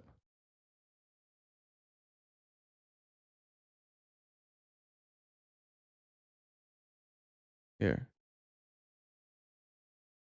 Structure. I also am the founder and co-chair of a national coalition called the AI Infrastructure Coalition. We are a national coalition formed earlier this year and work hand in glove with the Trump administration as we prepare for AI American dominance to prepare against a competing threat from China, but also to ensure that domestically that we are prepared for the AI revolution that is coming. The AI action plan set out by the Trump administration says very clearly that we must continue to proliferate AI and AI data centers throughout the country. So federal preemption is coming. Chandler right now has the opportunity to... This was in October. She was warning citizens in Arizona that you can act and take control, or the federal government will take control. Determine how and when these new innovative AI data centers will be built. When federal preemption comes, we'll no longer have that privilege. Good to see you, Frankie. This isn't a website, you dumb fucking bitch. This is a YouTube channel. They will just occur, and they will occur in the manner in which they want to occur. So the old beliefs around recruiting companies and jobs are changing, and cities must adapt as well. Yeah. Now, I don't like cinema. She was trying to force their hand. But this is where we're at now. Now Trump is going to force us to adopt AI. He's going to force cities to bring in expensive data centers, and we're all going to pay for it. It's going to drive the price of energy way up. AI will be destroyed in its infancy. I will be doing a one-rule executive order this week. You can't expect a company to get 50 approvals every time they want to do something that will never work. They don't need 50 approvals, by the way. It's not like when you go in and build a data center in Chandler, Arizona, that you need approval from Washington and Oregon and California and Idaho. You just need one. Even now, he's lying. That's not what he's fighting against. He's taking away states' rights. He's now telling states, I will decide who gets to, like, what you get to do with your local economies. I will decide if you will have AI data centers. How dope is that? Lee said, thanks for all the info. Maybe the uneducated will learn something too. Yeah, well, maybe. Sad Renee said C-19 deaths are higher in red states. JAMA. All right. Fuck, what is this? Oh, yeah. This is John Curtis. John Curtis is a senator from Utah, Republican senator from Utah. And he's going to point something out here. The AI will only accelerate. This weekend, the time that I did spend on social media, I spent a lot of time looking at what's happening in the UK. And the reason I took a lot of time looking at what was happening in the UK is because Elon Musk is going to be fined by the European Union. And so he has changed his algorithm to force feed me a bunch of stuff about how the European Union doesn't allow free speech. And what I saw over there and what I'm seeing in my timeline is a bunch of AI-generated bullshit content meant to convince everybody that there is, number one, a Muslim invasion over there, and number two, that they are trying to censor people massively. And it doesn't matter if you recognize that it's AI generated or not. You see it enough and you're like, it must be a problem. People wouldn't be making AI content just to do something for Elon Musk. Certainly no. Couldn't be that, right? But John Curtis now is talking about a bill that he wrote and co-signed with, I'm trying to remember which Democrat it was co-signed with, but they're trying to undo the mass brainwashing that is happening to American citizens with social media companies and their algorithms. Algorithm. The algorithms in social media. Yes. I mean, you know, I'm obsessed with this as a parent, as every parent is and should. Oh, wait, look at the people that are here saying like their timeline all of a sudden this weekend was just full of what's happening in Europe. How the fuck do you think that happened? How the fuck do you think that we all saw the same thing this weekend? I don't know if I read it. Let me look. I don't know if who said that. Somebody asked if I read their Venmo yet. Tanya said happy Monday. Did I get that? I got Tim's. I don't think I missed any Venmos. Whoever said that, sorry, scrolled away too fast. Lisa, thanks for the info. Maybe I got that one. And Alter Ego, thanks for the 5 gifted memberships as well. You have a bill, bipartisan bill with Democratic Senator Mark Kelly calling on social media companies. I should have remembered Mark Kelly. He's my senator. companies to bear responsibility if their algorithms cause harm to everyday Americans. I know that your goal is to get social media companies to change the algorithms, but do you really think that's realistic? I mean, they certainly haven't been willing to change. Slightly alter that. The goal is not to get them to change it. The goal is to get them to be accountable. So a lot of what happens with social media is very, very good. My daughters will tell you they look at the chat. Look at them talking about Paris and London. They're not there, but they're being fed this lie that there's this Muslim invasion, and they're all saying the same thing. Why do you think it is that like all these countries where there's like a authoritarian right-wing billionaire-led regime, which is happening in America, it's happening in Europe, it's happening in Australia, how come the rich people that are funding these programs also just all happen to be blaming immigrants at the same time? Different immigrants, by the way. In Australia, I think it's immigrants from India. In the UK, it's immigrants from the Middle East. Here, it was Hispanic immigrants, and now we're also blaming Somalia, and which by default is also Muslim. And it's the same people funding all of these movements. And the same thing happens here. Like, I ask you guys for evidence that this is happening. You don't have any. You go, you're an idiot. You don't recognize at all that you're just being programmed to believe all this shit? Like, you can't give us a real reason or like a real evidence? All of your reason is look at London, look at Paris, look at Minneapolis, look at Dearborn. That's all you have. Look at. Look up what? What the fuck do you want me to look up? Look up what? Is there a rise in crime? You want me to look at rise in crime? Is there a rise in crime in London?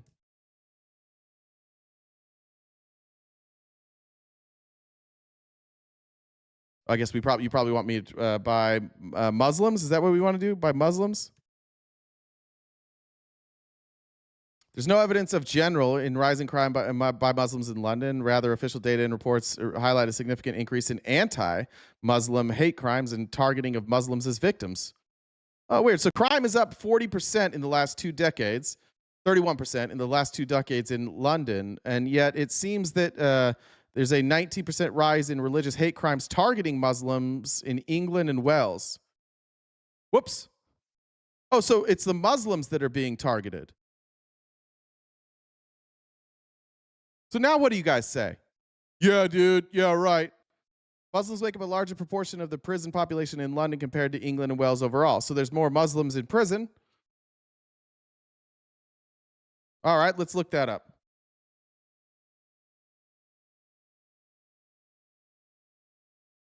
In London, you want me to look at London? Does the streamer not know how to find the most controversial news stories? I'm not looking for the most controversial news stories. I'm looking for data. Why would I look at controversial stories? Why would I look at one story? That doesn't give me any information, does it? Yeah, well, you're not looking at the stories that got me all upset. Let's see. Official UK government and police data do not provide statistics on crime rates broken down by religion. General rise in reported sexual offense. Police recorded sexual offenses in England and Wales have shown a general increase over the last decade, but this trend is attributed to multiple factors, including improvements in police recording practices, the introduction of new offenses such as those under the Online Safety Act, and changes in victim reporting behavior. The number of recorded grapes has increased substantially since 2012 to 2013. In London, a BBC investigation in 2024 revealed that a grape offense was reported to the Metro Police every hour in 2023, with nearly 20,000 offenses reported from 2018 to 2023. While data on religion of perpetrators is not available, a 2019 London Grape Review noted that suspects were overwhelmingly male. Maybe it's a male problem. Black suspects were overrepresented in the sample, while white and Asian suspects were underrepresented relative to the London population. Public discussions, some social media reports often link the issue of historical organized child sexual exploitation, aka grooming gangs in various English towns, to perpetrators of predominantly Pakistani Muslim background. Official reports have noted that authorities sometimes shield away from addressing crimes committed by minority groups. Doesn't look like you have a whole lot of data. Again, data's fine. Give me data. Don't ask me to look up a story. Where should I go to find the data on this? Hey, Jen. You haven't found the articles to confirm their bias? No, I see stories. Mm-hmm. Well, everybody, Jay's mentioned it before. If you have these sources, you can actually come up and have a conversation. And how you can do that is if you look at the Venmo username. It doesn't cost any money. The Venmo username is my Discord. Message me on Discord. I can bring you up, and you can own this lib with your facts. But you won't. You'll stay in the comments. You'll keep crying like you always do. But you can actually prove him wrong if you actually have the stones to do that. So. Yeah, I don't have. You guys got a place for me to go for data? I don't see any. I'm not looking for narrative collusion. I looked up the question you asked. You're looking for narrative collusion. That's what your stories are. You guys are all. And this is exactly what we're talking about for the rest of the show. You guys believe a narrative. When I try and check to see if your narrative is real, there's no data to back it up. And then you go, oh, there's no data to back it up because nobody wants to believe my narrative. Like things showing up that they want to buy. That's not harmful necessarily, but it can be. And so any industry, if you make an automobile and have a bad product, we hold you liable.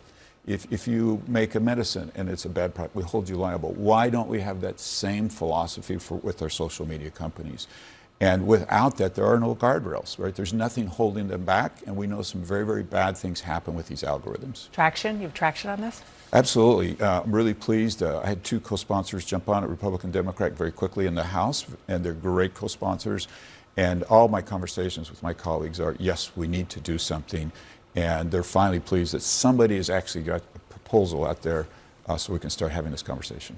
Yeah, they are criticizing me for looking up the data that they had. Susan said for the goal. Jackie said Jen is a queen. Oh, that's why you wanted me to read it while she was up there. Sorry, Jackie. I didn't see it till she went, but she's probably happy that I didn't read that while she was up here. All right. So I think that that bill's going to get some traction. There's some real problems. The Trump administration just recently had somebody at the White House, and they were talking about how their child had been cyberbullied to the point of taking their own life. I don't think that this is like a partisan issue. But who's going to fight against this? It's going to be the billionaires who own the social media companies, who there may be unintended consequences. Maybe they don't want to bully people into taking their own lives, but they want to shape narratives. And Elon Musk especially, he wants to be able to shape narratives worldwide. He wants to be able to play PR with his own social media program and put lies out there to accomplish his goals. So he doesn't like this type of censorship. I, for one, I'm on board with it. If you can't stop your social media company from targeting children, from targeting people, from causing harm, then I think you should face consequences for that. I have no problem with that. Free speech does not apply to hate speech all the time. It doesn't apply to getting people worked up. And there's a problem. Like, everybody's feeling this. The right is specifically feeling this. If I go, I'm going to skip down for a little bit. I'm going to skip down to Tim Pool. Tim Pool this last weekend claims that somebody shot at his house. Now, this is the second time he's made this claim. I have put in FOIA requests for this information. There is no publicly available police report to say that that is real for either this time or the time before that. I'm not necessarily saying that he's lying, but there is no public record that these things happened.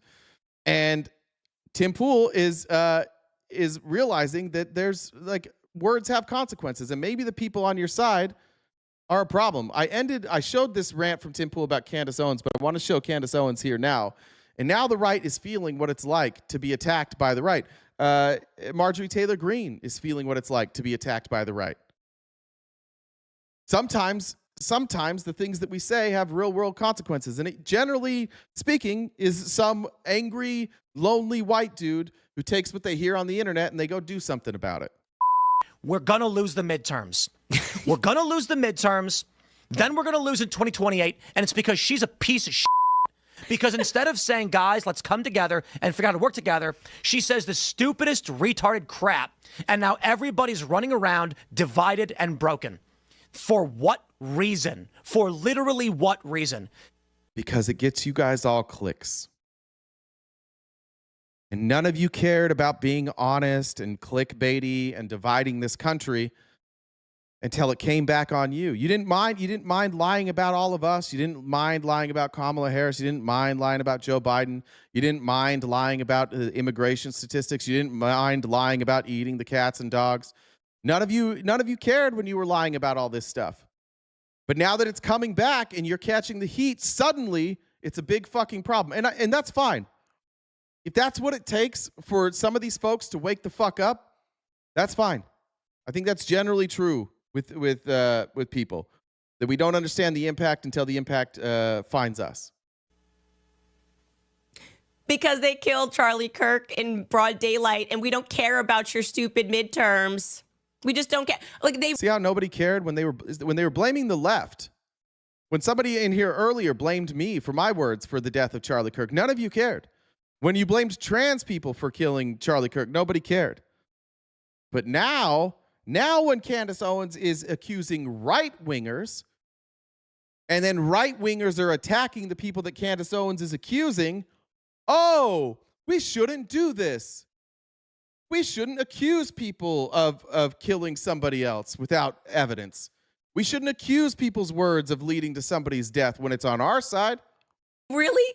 This is how they view Charlie Kirk. That's why I say, was anything in his life real? Tim Pool is going off right now because he's like, it's not the time. You guys need to be mules. You need to keep voting in the very corrupt people that are lying to your faces right now about what happened to Charlie Kirk. It is not the time because it is your job to get people into office. This is what I mean when I suggest that nothing in Charlie Kirk's life was real. So he really thinks he's doing something there. And actually what he's doing is proving my point. These people just saw Charlie as a me. That's not that important for the rest. But that's the state that they're living in now. They know what it feels like to be on the other end of their attacks. They can try all they want to blame the left for this, but it's clearly them. Weird, right? Weird when Tim Pool's good until he attacks right-wingers. Weird how Marjorie Taylor Greene wasn't getting death threats all the time until she went after Trump. Now her and her son are getting death threats. Do I have that? I might play it at the end. I have her full interview, and we may play that at the end, or we may not. But I do think that the reason for this thing we have is that there is this consolidation. There's these two confluences that are coming together. You have Trump and MAGA, and you have big tech. And both of them need each other. Trump needs big tech to control the narrative, and big tech needs Trump to fund them. And so they've created this unholy alliance. And this is CoffeeZilla. Again, I want to point this out every time because I don't want CoffeeZilla to get hate because I play him. This is somebody who politically is very neutral, doesn't do political stuff. But we're going to talk about the state of the AI bubble. I think that the reason that we have this massive acceleration is because the AI companies are a bit beholden to Donald Trump right now. And the kiss-assery that you see, you saw it from FIFA, you see it from Zuckerberg, from Sam Altman, from all these massive tech companies. The reason they're kissing Trump's ass is because they need his money. And in return, he's saying, I need to use your algorithms. I need to use AI. I need to use social media to control this narrative. So you guys scratch my back and I'll scratch yours. But here's why I think all of a sudden all of these tech giants are suddenly like MAGA supporters, suddenly quiet about racism and bigotry. Because they're all in bed together. And here's what they're facing. Hello, welcome back to The Void. It's business talk time. No, I'm not on fire. Those are just my GPUs. I want to talk about the state of AI. Obviously, everyone's been asking, is it a bubble? Now, as someone who is terminally online, I have looked high and low for every conceivable opinion, and there are a lot of them, and I created a little slideshow. The state of the bubble. First opinion, Jim Cramer, the GOAT, saying, don't listen to the skeptics, keep an open AI mind. and he's a believer.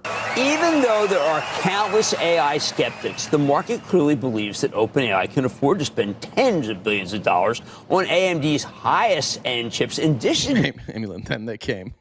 to NVIDIA's chips. I know that I am a believer. Now, on the other hand, you have people questioning all the amount of investment in these AI companies. Someone actually asked Mark Zuckerberg, all this money you're investing, is it worth it? Mark says, maybe we're going to misspend, but it's worth the risk. It's a lot of money. It is. And if we end up misspending a couple of $100 billion, I think that is going to be very unfortunate, obviously. But what I'd say is I actually think the risk is higher on the other side. If you build too slowly and then super intelligence is possible in 3 years, but you built it out assuming it would be there in 5 years, then you're just out of position on somebody said, didn't he already misspend? Yeah, he has on the metaverse. He's lost something like $77 billion because he thought like the future was going to be the metaverse, that you would live in this like AI world that he was creating. What I think is going to be the most important technology that enables the most new products and innovation and value. Toker, you dumb bitch. I'm trying to save you from living in an oligarchy run by tech oligarchs who want to use you as an experiment. And what I would like is I would like money to be more evenly distributed. Whatever you might think, I'm fighting for a better world for you and your future. And you are a whiny, hysterical bitch that sits in here every day and says the same 9 fucking catchphrases instead of learning something. My suggestion to you is shut the fuck up for a little bit and watch, and you might learn something about maybe why these people have so much control over your life and what their plan is. Creation and history. Obviously, it's from a CEO's perspective in big tech. You have to get on board the ship just in case it takes off and becomes the biggest product ever.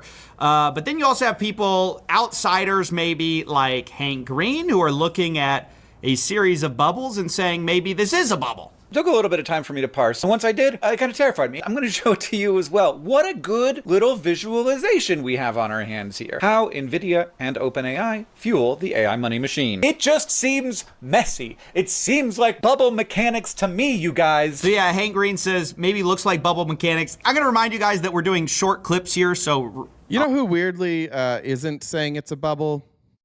Only the people that are heavily invested in it. The people who, when I brought up the AI bubble in the comments, put NVIDIA and a rocket ship. NVIDIA to the moon. We live in a gambling society. Our entire economy now is gambling. And we probably won't get to it today. It'll probably be tomorrow. I'm going to talk more about that. How we have moved from like a market economy to a speculative economy. And people are invested in outcomes. And when you're invested in an outcome, and that outcome happens to be like a political decision or perhaps a company's stock price going up, you no longer, like, you lose objectivity. And what we're seeing here is that a bunch of people are invested in AI and a bunch of people are invested in this MAGA movement. And I mean, like, literally invested, financially invested. And people, it's really hard to get people to go against where their money is invested. And that's where you have this unholy alliance right now. And that's why you have a bunch of MAGA people who, when we talk about this, they get upset. Because this shows that they're in bed together, and the MAGA people don't want to believe that, because however they're invested to the point where, like, it's make or break. They will not abandon it, and that's not a good place to be as an economy, because we're not gonna adhere to market principles. We're not gonna look at indicators. We're gonna ignore massive red flags, which we're already doing, all because this administration and this country, even previous administrations, we made a bet. We made a bet on AI and tech, and we're all in. And if it fails, we're fucked. And people don't want to even imagine what might happen if we fail. I'll leave the links to the full things below if you want to watch the full videos, get their whole perspective on the thing. This is obviously a very truncated version of that. I'm just trying to give you a sense of the wide variety of takes on this whole thing. We have Paul Tudor Jones saying that if there's a bubble, it's a very small bubble. 54% of fund managers think that we're in an AI bubble. If it's a bubble, it's you know how significant that number is? The AI fund managers, these are people who don't want to admit that we're in a bubble. They make money the more people invest. If you start saying as a fund manager that we're in a bubble, people stop investing. So these 58%, nearly 60% of people are going, like even they, and they're always late, and they are late now, even they are saying like, this is a bubble. We've seen this before. Small one. If you think about the bubbles of the past 3 or 4 decades, the Nikkei in 89, NASDAQ in 99, biotech 2000, just after 2011, 12, China 2007, all those were 400 to 600% gains. The NASDAQ's up 200% off the bottom.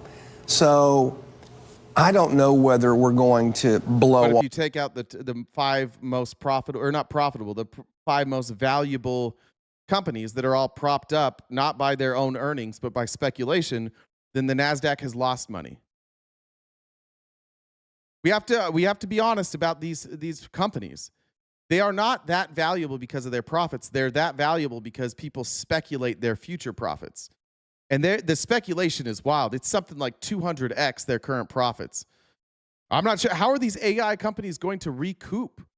How are they going to make all this money? How are they going to 200x their profits? I've never seen one of them explain to me how they're going to make all this money. Off like we did in 1999. Is it possible? Are all the ingredients in place? I think clearly they are. For me, the one thing that you can never, ever forget is that a year from today, assuming that the president gets his wishes, that the Fed funds rate's going to probably be 2.5% overnight rates or 2.75. That's a really compelling story for higher equity prices. So there you go. All the ingredients might be in place, but it could go higher from here. Every economic indicator says bubble, but it's probably not. Paul's point because of some macroeconomics. Then you also have the perspective that actually it's a huge bubble, not a small one. According to one analyst, the AI bubble is 17 times the size of the dot-com frenzy and 4 times the subprime. And then you even have takes that like, yes, it's a bubble, but it's not going to pop yet. I've seen that a lot. Are we in an AI bubble? Of course. Right? We were into that bubble. Of course we are. I mean, we're hyped, we're accelerating, we're putting enormous leverage into the system. That said, I don't see it ending for several years. On top of that, of course, we have the opinion, I didn't represent it too much here, but that it's a bubble and that it's bad. This is probably most spearheaded by Ed Zitron. The big question is whether or not all of this AI spending is a bubble. Yes, you have committed to failure. There is no doing this. If they gave every dollar just to Sam Altman, the guy who can't even tell you why you're giving the money to him. No one else has a big business doing this. Even Claude Code with Anthropic, which is theoretically meant to be super popular, $33 million a month. That's less than the Cincinnati Reds make. Ed's argument basically boils down to they're spending way too much money on AI. It doesn't just... That amount of money doesn't even exist. Like, we look at the national debts, $37 trillion, and fairly, most people look at our national debt and we go, not only is it unsustainable, but like paying it down is damn near impossible. Like, we don't have the revenues to pay down that debt. That's what we're talking about here. These people who are investing in NVIDIA, they're saying, I project that at some point the revenue will be 200x where it's at, and they have no plan to get to 200x. At some point, you run out of money and it crashes. And that's what everybody is saying. And that's why Donald Trump now is saying, like, I've got to take control. I have to force cities and states to do things that are detrimental to their citizens in order to keep this going. I'm going to have to fuck over everybody because individual cities and counties and states are saying, we're not willing to spend all of our money on these AI data centers. We're not willing to bankrupt our citizens on these AI data centers. They don't want it. They're voting. They say no. And Trump's like, all right, fine. I guess I'm going to have to take over. Robin said, my daily joke to help with the goal, what is 18 inches long and hangs in front of an asshole? Trump's tie. Thank you. Justify itself in revenues, and perhaps the industry is just a much smaller industry than people are betting on. It's not going to be some $1 trillion industry. And then finally, you have of course, the perspective that yes, it's a bubble, but it's good. It's a good thing that it's a bubble. Actually, if you go back, like the 90s had a biotech bubble, and there were a bunch of pharma startup companies that were designing drugs and using new techniques, and the world got very excited. The investment world got very excited. As a group, they all lost money, but we did get a couple of life-saving drugs. A bubble like a banking bubble, the crisis in the banking system, that's just bad. That's like 2008. And so those bubbles society wants to avoid. The ones that are industrial are not nearly as bad. They could even be good, because when the dust settles and you see who are the winners, society benefits from those inventions. How? Think anybody can tell us how we're going to benefit from this? So you're talking about a program, a technology that is going to take everybody's jobs if you guys are right. You're saying it will take all of your jobs. So I would love one of them to explain to me how we can have a financial crash where people lose hundreds of billions, trillions of dollars in wealth. And then coming out on the other end of that will be a technology that will take your job.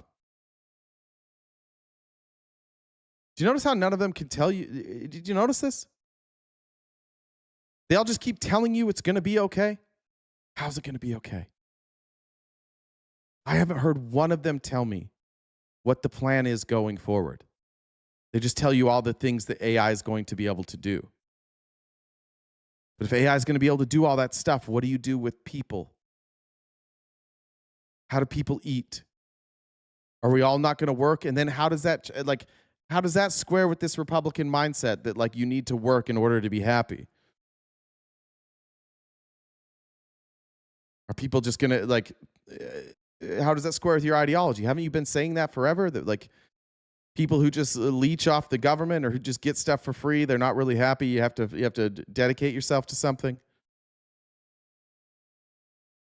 If they had a plan, we could analyze it, but there doesn't seem to be one. It seems to be like they just bought a president and then they're just rolling the fucking dice. Danielle says it's not a bubble because bubbles are bad. It's a bubble because bubbles are good. Good. But it's not a bubble, so don't worry. Yeah, thank you. Yeah. That's essentially what they're saying. Got about 35 minutes left, guys. I got a few more videos to get through. Maybe a good time for the dollar train. If everybody that was here right now jumped on the dollar train, we knock out that gift goal in a hurry, and then I can focus on this and don't have to worry about whether or not Jen and I can pay our bills this month. So if you can help that out, I think there's 158 left, probably a little less than that. I haven't updated for a minute, but if you can help us knock that out, be greatly appreciated. Like I said, about 35 more minutes, we'll go. They still get those life-saving drugs. And that's what's going to happen here too. This is real. The benefits to society from AI are going to be gigantic. Well, what are they though? What are the benefits to society? What are they? Somebody, please, for the love of God, can you just stop telling me it's going to be great and tell me what it's going to be? And if you can't tell me what it's going to be, I'm not really sure that we should risk our entire economy on it. One of the great things that Apple did, it's what they get criticized for maybe the most, but it's also something that Apple has always done brilliantly. Apple never rolls out a new technology. Outside of the iPhone where they were kind of first, Apple generally is like a year behind some of the more innovative tech companies. What does Apple do?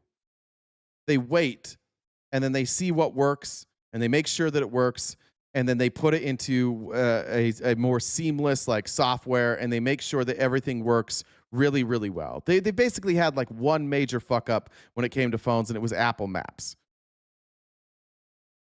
Why are we the country that is saying if China's going to do it, why let them do it then? Why are we willing to take this type of risk? And there's no explanation of what the benefit for us is going to be. None of these people that talk about AI all the time have ever explained what the benefit is going to be. They just say, like, here's some cool stuff. Look, it's a robot. Look, we might be able to code way faster. We can use AI to detect criminals. Cool, great. But, like, what are we going to do about people and food and money and jobs? Yeah, it's just trust me, bro. It's going to be fantastic. Thanks, Burned Out Medic. Appreciate you. There it is. There's all the possible perspectives I could find on AI. It's not a bubble.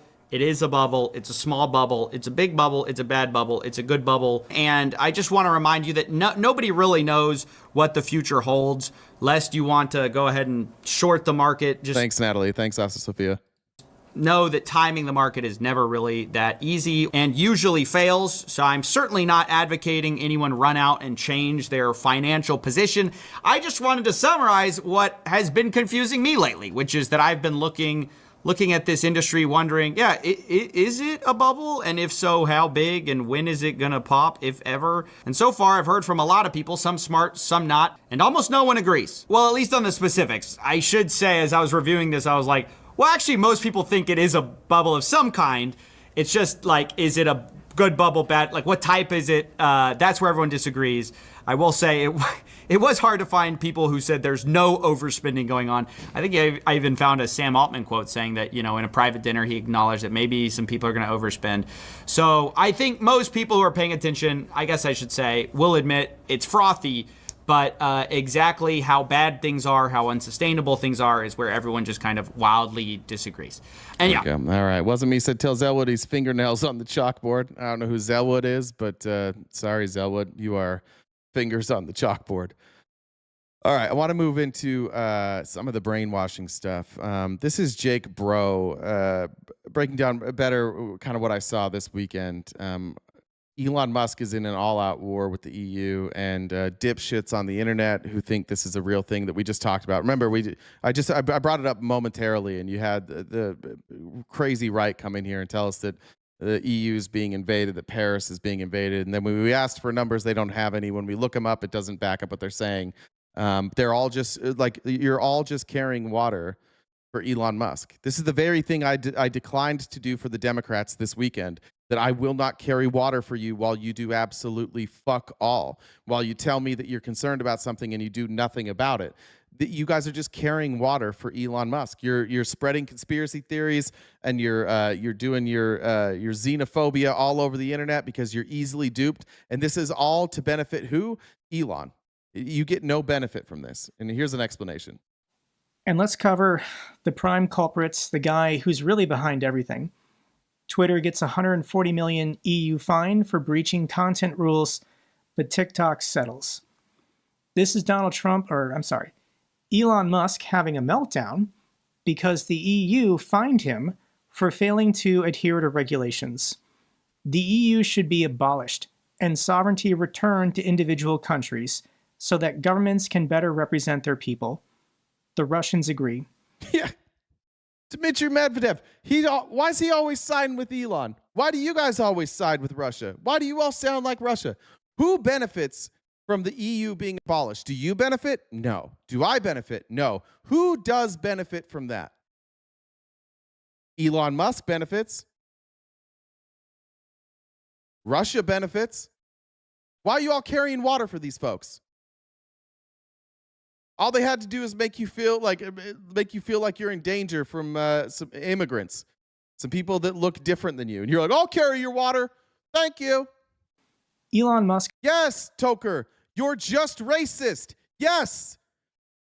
I take that back. You're not just racist. You're also fucking stupid. You're also fucking gullible. You're also a dipshit that lives in America that doesn't know anything going on over there, but you get educated by a Twitter timeline and you see a video and you go, oh, that must be the whole thing. Yeah, dude. Those are synonyms. Racism and stupidity are the same thing. When you find yourself criticizing a class of people, a race of people, a group of people, and you can't explain the harm that they're doing, without like just saying like, oh, here's an instance and you're all looped into this. You're just a bigot, whatever you want to call it. It's just small-minded bitch shit. You're too fucking dumb to go through and figure this stuff out on your own. So you take the simple answer of, oh, it's this group of people. It's these types of people that are the problem. You can't undo an ideology. You're never going to like legislate out an ideology. You're just carrying water for billionaires who want more control. And you think you're doing it in the name of freedom and protectionism and the law, and you're not. You're just carrying water. You're spouting lies so that Elon Musk can get more power, and Russia's like, yeah, keep doing it. This makes it easier for us to get what we want too. You're just carrying water for people that don't give a fuck about you, and you're getting nothing out of it. Can the Russians agree that Europe should remain divided and weakened so they are easier to manipulate and conquer? Here's Kirill Dmitriev supporting Elon Musk. EU bureaucrats have turned into enemies of free speech, enemies of Western civilization, and ultimately enemies of themselves. You don't have free speech in Russia. Why are the Russians out here simping for free speech? They don't do free speech in Russia. You run against Putin and they murder you. Why do you think Russia is talking about free speech and retweeting all of Elon's shit? Because just like Elon, it's not about free speech. It's about control. Elon wants control. Billionaires are egomaniacs who want control. $140 million doesn't mean a goddamn thing to Elon Musk. He gave double that so that his friend Donald could win the presidency. It doesn't mean shit to them. It's about control and it's about owning narratives. All of this enemies of free speech bullshit, it's just until they can get power, and then they will end free speech themselves. Just pointing up here, this X is banned in Russia. Facebook banned in Russia. Instagram banned in Russia. LinkedIn banned in Russia. Signal banned in Russia. Discord banned in Russia. Snapchat banned in Russia. So why is it that Elon and the Russians are united here if it's about free speech? Why isn't Elon like, hey, motherfucker, why don't you allow X in Russia? Not a peep. He never criticizes Russia. None of these MAGA ever criticize Russia for who they are. They invade other countries, and then they just try and like divide Americans. You guys got to figure this the fuck out. We should not have to walk you through this every day. This shouldn't even be a problem. If we didn't have low IQ Republicans in this country, it wouldn't be a problem. But unfortunately, god damn, there's a lot of you. And you are so fucking confident for your low IQs and your low information. It is 100% confidence, 0% fact. Twitter is banned in Russia. Facebook is banned in Russia. Instagram, LinkedIn, Signal, Discord, Snapchat, and now Roblox. They're all banned in Russia. But you're never going to see Donald Trump or Elon Musk criticize the Russians about not having free speech. This tweet was community noted. Community Notes is supposed to be Elon's system for exposing lies and hypocrisy. But Elon removed the community note. He is going to protect the Russians at all costs. Oh, weird. Mr. Free Speech. You can fact check, but not me. Will any of you call Elon Musk out for that? No, you won't. He does this all the time. He manipulates the algorithms. He deletes things that he doesn't like. And you're like, he's a free speech warrior. He is Russia's biggest supporter, biggest ally. There's also Viktor Orban, this piece of shit. He's jumping in. The commission's attack on X says it all. Just another dictator. Let's hear what another dictator has to say. How come all these guys are friends with Elon and Trump? How come everybody who's not a dictator can't stand Trump, but all the dictators like him? When the Brazilian overlords cannot win the debates, they reach for the fines. Europe needs free speech, not unelected bureaucrats deciding what we can read or say. The Russians approve of Viktor Orban. Yeah, you just need the government needs to tell you what to say, but not like we'll kill you if you say stuff we don't like. But you can't have unelected bureaucrats sounding the alarm. You can leave the EU. There was this thing called Brexit. if you don't want to be part of the EU, you can leave. And it fucked over the UK. These people were all, it was the same lies in 2016 that they're saying now. Roaming gangs of Muslims, restrictive trade, restrictive speech. And everybody after COVID recovered better than the UK. The UK had it the worst. It was a catastrophic failure in the UK, Brexit was. How many more? But those same people who voted for Brexit still believe the lies. Like, oh, well, it didn't work, but it was probably true anyways. We'll just go with it. We would much rather double down on our stupidity than admit that we made a mistake. But he doesn't want to do that because he makes money by being in the EU. Hungary is like the poorest state in the EU that receives disproportionately the most EU benefits, mostly coming from Germany.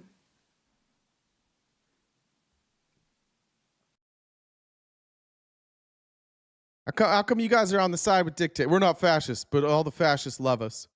Thank you, Lisa. Thank you, Dirty Dude, for joining the Dollar Train. Todd Arted, thank you. Burned Out Medic, thank you. Thank you. Hey, howdy as well. Guy said, burst that AI bubble. Robots will definitely destroy us. That's from DNC Warrior. Thank you very much. Did I miss any over here? Check with Jens real quick. Amber said, if you have a chance, watch the AI segment from 60 Minutes. AI is going after kids. I think I'm going to add it. It's on, but I'm going to do it tomorrow, I think. Marlene said, haven't been able to contribute lately. Please know that you're a huge part of my impetus to learn. Thanks, Marlene. Ryan said, for the Dollar Train, is that Soul Plane on there? Or Soul Train on there, I mean? Thank you, John, for joining the Dollar Train. Chris said, what's long and hard in a MAGA mail? Third grade. Stacy says, why is reverse cowboy illegal in Alabama? Can't turn your back on your family. And Christy, thank you for joining the Dollar Train. Roll Tide, fuck Alabama. You don't deserve to be in the playoff. Bullshit. All right, here's a Ronan Farrow.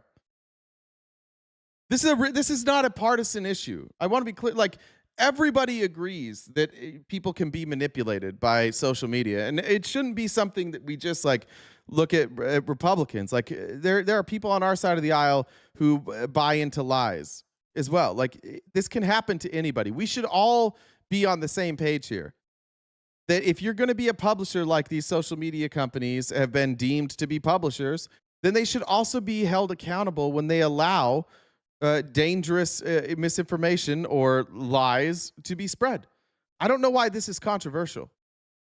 For all of you that think that Donald Trump gets lied about, like, wouldn't you want there to be some sort of an accountability if a social media platform is pushing something, or if they're pushing dangerous rhetoric to your kids, or they're not protecting your kids? Do you guys know about like Roblox, the amount of people who have been manipulated, who have wound up, CP is a huge problem on Roblox, kids that have been convinced to unalive themselves, and nothing happens to these social media providers. They just allow that shit to happen. When I investigated January 6th rioters, I traced the Facebook activity of Rachel Powell. That's the so-called bullhorn lady, from yoga posts to conspiracy theories, underscoring. Thanks, Haley, Rachel, and Sherry for joining the Dollar Train. So Sherry says, because greatness deserves a tip. Haley, thank you. And Rachel also thanks. How social media can nudge ordinary people toward extremism. That's a factor being lost as politicians blame right and left-wing groups following the assassination of Charlie Kirk and of Minnesota State Rep Melissa Hortman and her husband. I'm Ronan Farrow. I'm an investigative reporter, and I have a PhD in political science. And I want to explain some of the systems that underpin political rage and division, particularly through social media. Here are the facts. Tech companies make money if you keep scrolling. And the optimal engagement bait is... Carrying water is the phrase of the day. Yeah, carrying water is the phrase of the day. I agree with that, Jeremy. That's what we should remember today. Stop carrying water for people who don't give a fuck about you. ...is often extreme content. Facebook's own internal research, reported in the Wall Street Journal, acknowledged, quote, our algorithms exploit the human brain's attraction to divisiveness. They found that nearly 2/3 of users who joined extremist groups on the platform were led there by the company's own recommendation tools. On YouTube, researchers in Brazil and Switzerland analyzed hundreds of thousands of videos and found that site also nudged users from milder content toward more extreme channels. Young people whose reward circuits mature before their impulse control are particularly vulnerable. Online extremism fosters real violence. Last year, the U.S. Government Accountability Office found a significant correlation in some cities between the prevalence of online hate speech and actual hate crime rates. Another study found that whenever Donald Trump's tweets on January 6th grew more caustic, violence at the Capitol spiked. Under the law, tech companies essentially can't be held responsible for this. Section 230, added to the Communications Act all the way back in 1996, provides immunity for online platforms that carry user content. Online safety advocates have proposed making Section 230 immunity conditional on companies reducing risks, imposing liability when algorithms amplify harmful content, and strengthening protection. I see a lot of people mentioning like parents, and I agree with that. Like, but this is one of those arguments. Like, I think the parents should be more involved, and parents need to be very aware of what their kids are doing on social media. But I don't think it's the government's role to do parents' job. What the government's role is to make sure that as parents and as kids that these social media companies don't provide an easy route for your children to be abused. So I agree. I think it's both.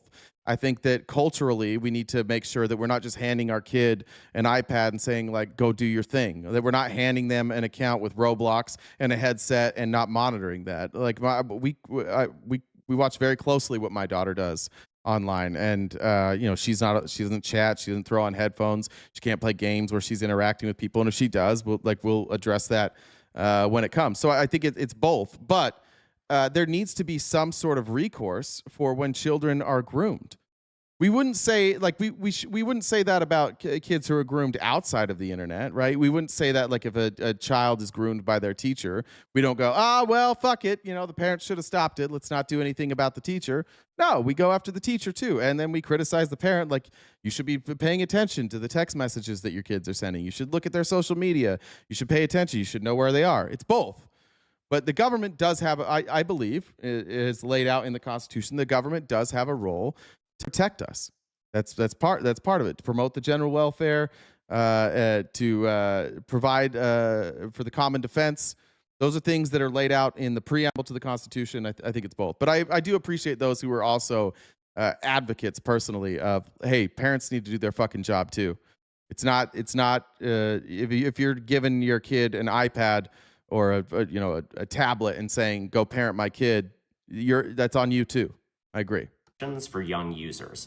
But companies like Meta, Google, Amazon, and TikTok spend tens of millions of dollars annually lobbying against those changes.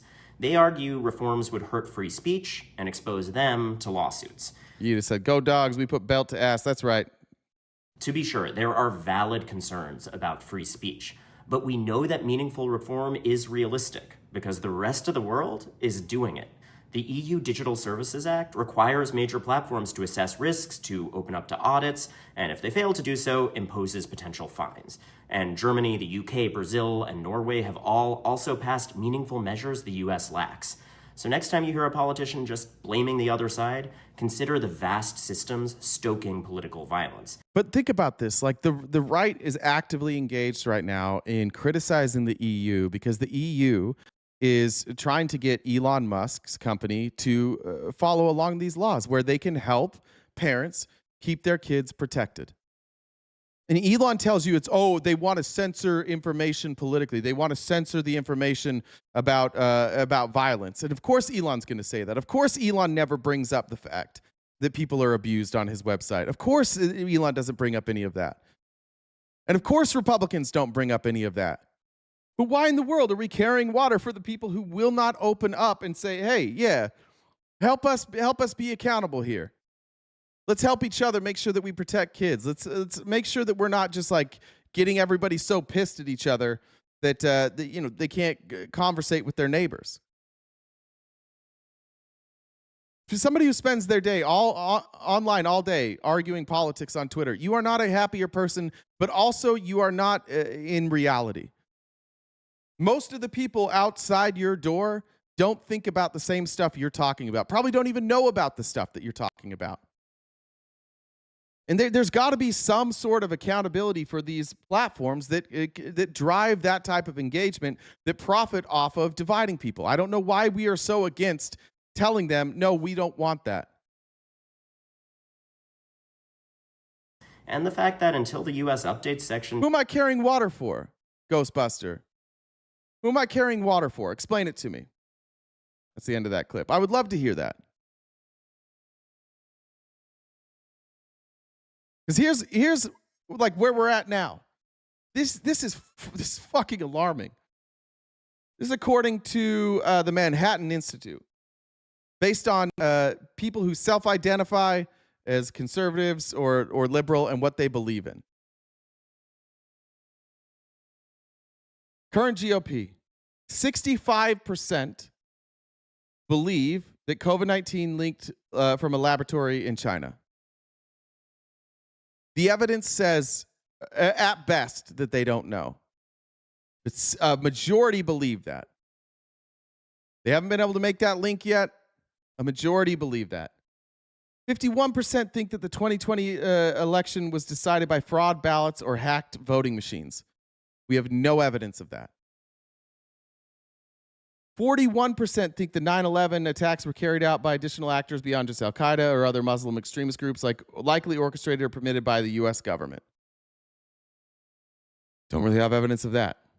An alarming 37% of Republicans think that the Holocaust was greatly exaggerated.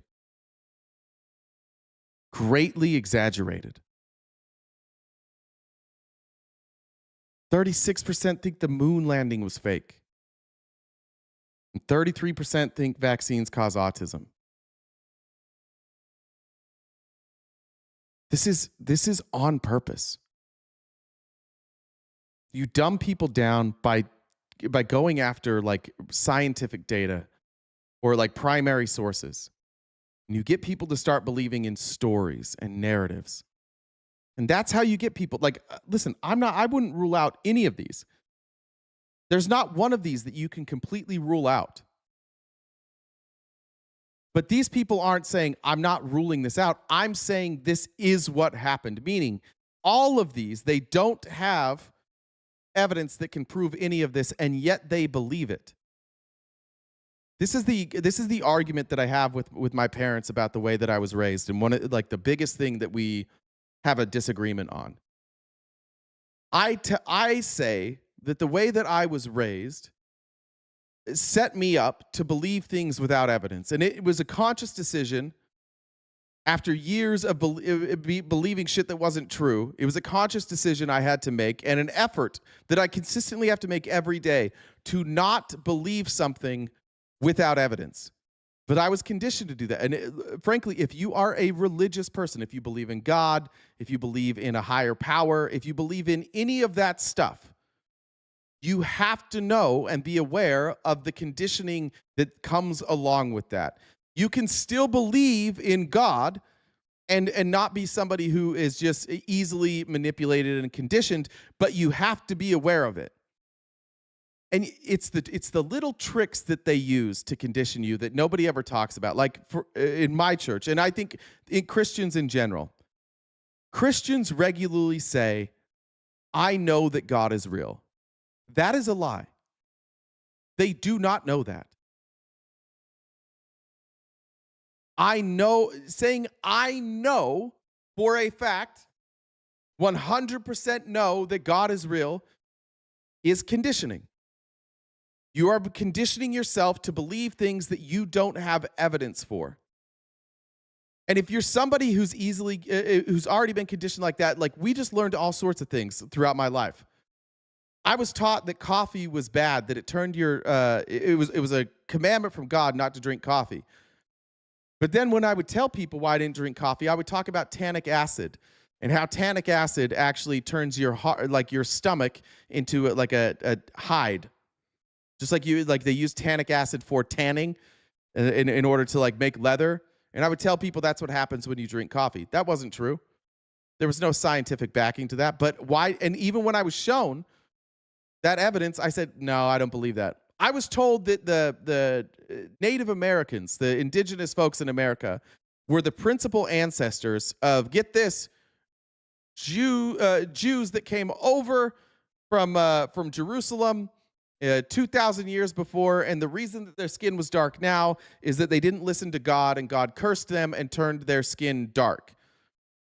And when scientists said, we've done the genetics, and this is still Mormons today, scientists say, genetically speaking, when we're talking about indigenous people, and correct me if I'm wrong on this, I think this, I don't know which, I think this is maybe like the Mayans. I think that they're more genetically aligned with like Asia. Certainly not Jews from Israel. But that's what I was taught, and I believe that. And when people would present me with information, I just said, no, this is just scientists they don't believe in God. They're anti-Mormon. They don't know this either. We're both just guessing. You just weasel out that way. They can't prove it. I can't prove it. So I'm going to believe this. Well, I never should have believed that because I had no evidence that the principal ancestors of indigenous people here in this country were from Jerusalem, and they did have evidence. And I said, you have some evidence, I have some evidence, agree to disagree. But I never had any. My evidence was a book that I believed in. And so that's how you become a person, whether it's through Christianity or just like rejecting or not understanding good evidence versus bad evidence. Earlier today, when we talked about like the crime that was happening in London, the people who were saying it definitely is happening had no sources. They're like, just go online and watch the videos. And I said, I'll look at the data. I have evidence that it is not a systemic problem the way that they say it is. They don't have evidence. We're talking about hundreds of millions of people, and they're looking at a handful of videos. And they're saying that these handful of videos prove their claim, but my data doesn't. I have evidence, they don't. Or at least I have good evidence, they don't.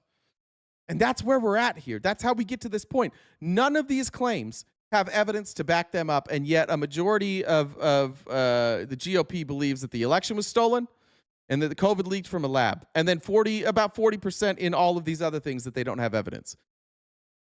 That's how, like, I don't know how you combat that. They are heavily indoctrinated, and you'll see what the chat does to me. They're like, you are. No, you're the one that's indoctrinated. That's how they dismiss it. Andrew Wilson in our debate did this too. I said, I'm not an ideologue, Andrew. You debate as an ideologue. And he said, everybody's an ideologue. It's like, okay, well, then what's my ideology, Andrew? And he can't say it because ideologues believe that everybody is an ideologue. Because they know if they are an ideologue and you're not, and they know that they're basing their beliefs off of this hypothetical, like this story of the earth being 2,000 years old and Jesus coming down and dying for your sins. They know that they can't prove that. And they know that that's the basis of their belief system. So if they admit that they're an ideologue and you're not, then they lose just on the basis of like, oh yeah, you started from a bad position. And then you research to confirm your position. There is no ideology for me. I don't have an ideology. There are things that I disagree with people on my side of the aisle all the time. I have a minority position on a lot of things when it comes to, like, compared to Democrats. I believe in universal health care. I don't know where that's at now, but I know why do I want that instead of this mixed system? Because I've looked at the data. But Republicans have an ideological argument against universal health care. That's why every time you see them debate it, they say, I don't trust the government. The government can't run programs. Look at the DMV. It's ideological. Oh, that's just leading us down the road to socialism. Socialism bad. That's how you get a group of Republicans who are ideologically opposed to things that don't make any fucking sense, ideologically opposed to things that don't benefit them at all. Because they're conditioned to believe things without evidence, to hold views without evidence to back up those views. And tomorrow we're going to continue, because I do need to run. Tomorrow we're going to continue down AI. And we're going to talk about how they have dumbed down the world and social media. They're dumbing us all down. But especially you, Republicans, especially you. I'll make this claim and I'll give you an opportunity tomorrow. Everything you believe is based on a lie. everything. And I think I can prove that. I think that there's not one of you that could come up here and explain to me your beliefs on any particular issue where the root isn't either I believe or something that's an unproven claim or a flat out lie. There is nothing that conservatives in this country believe in that is based on data or truth.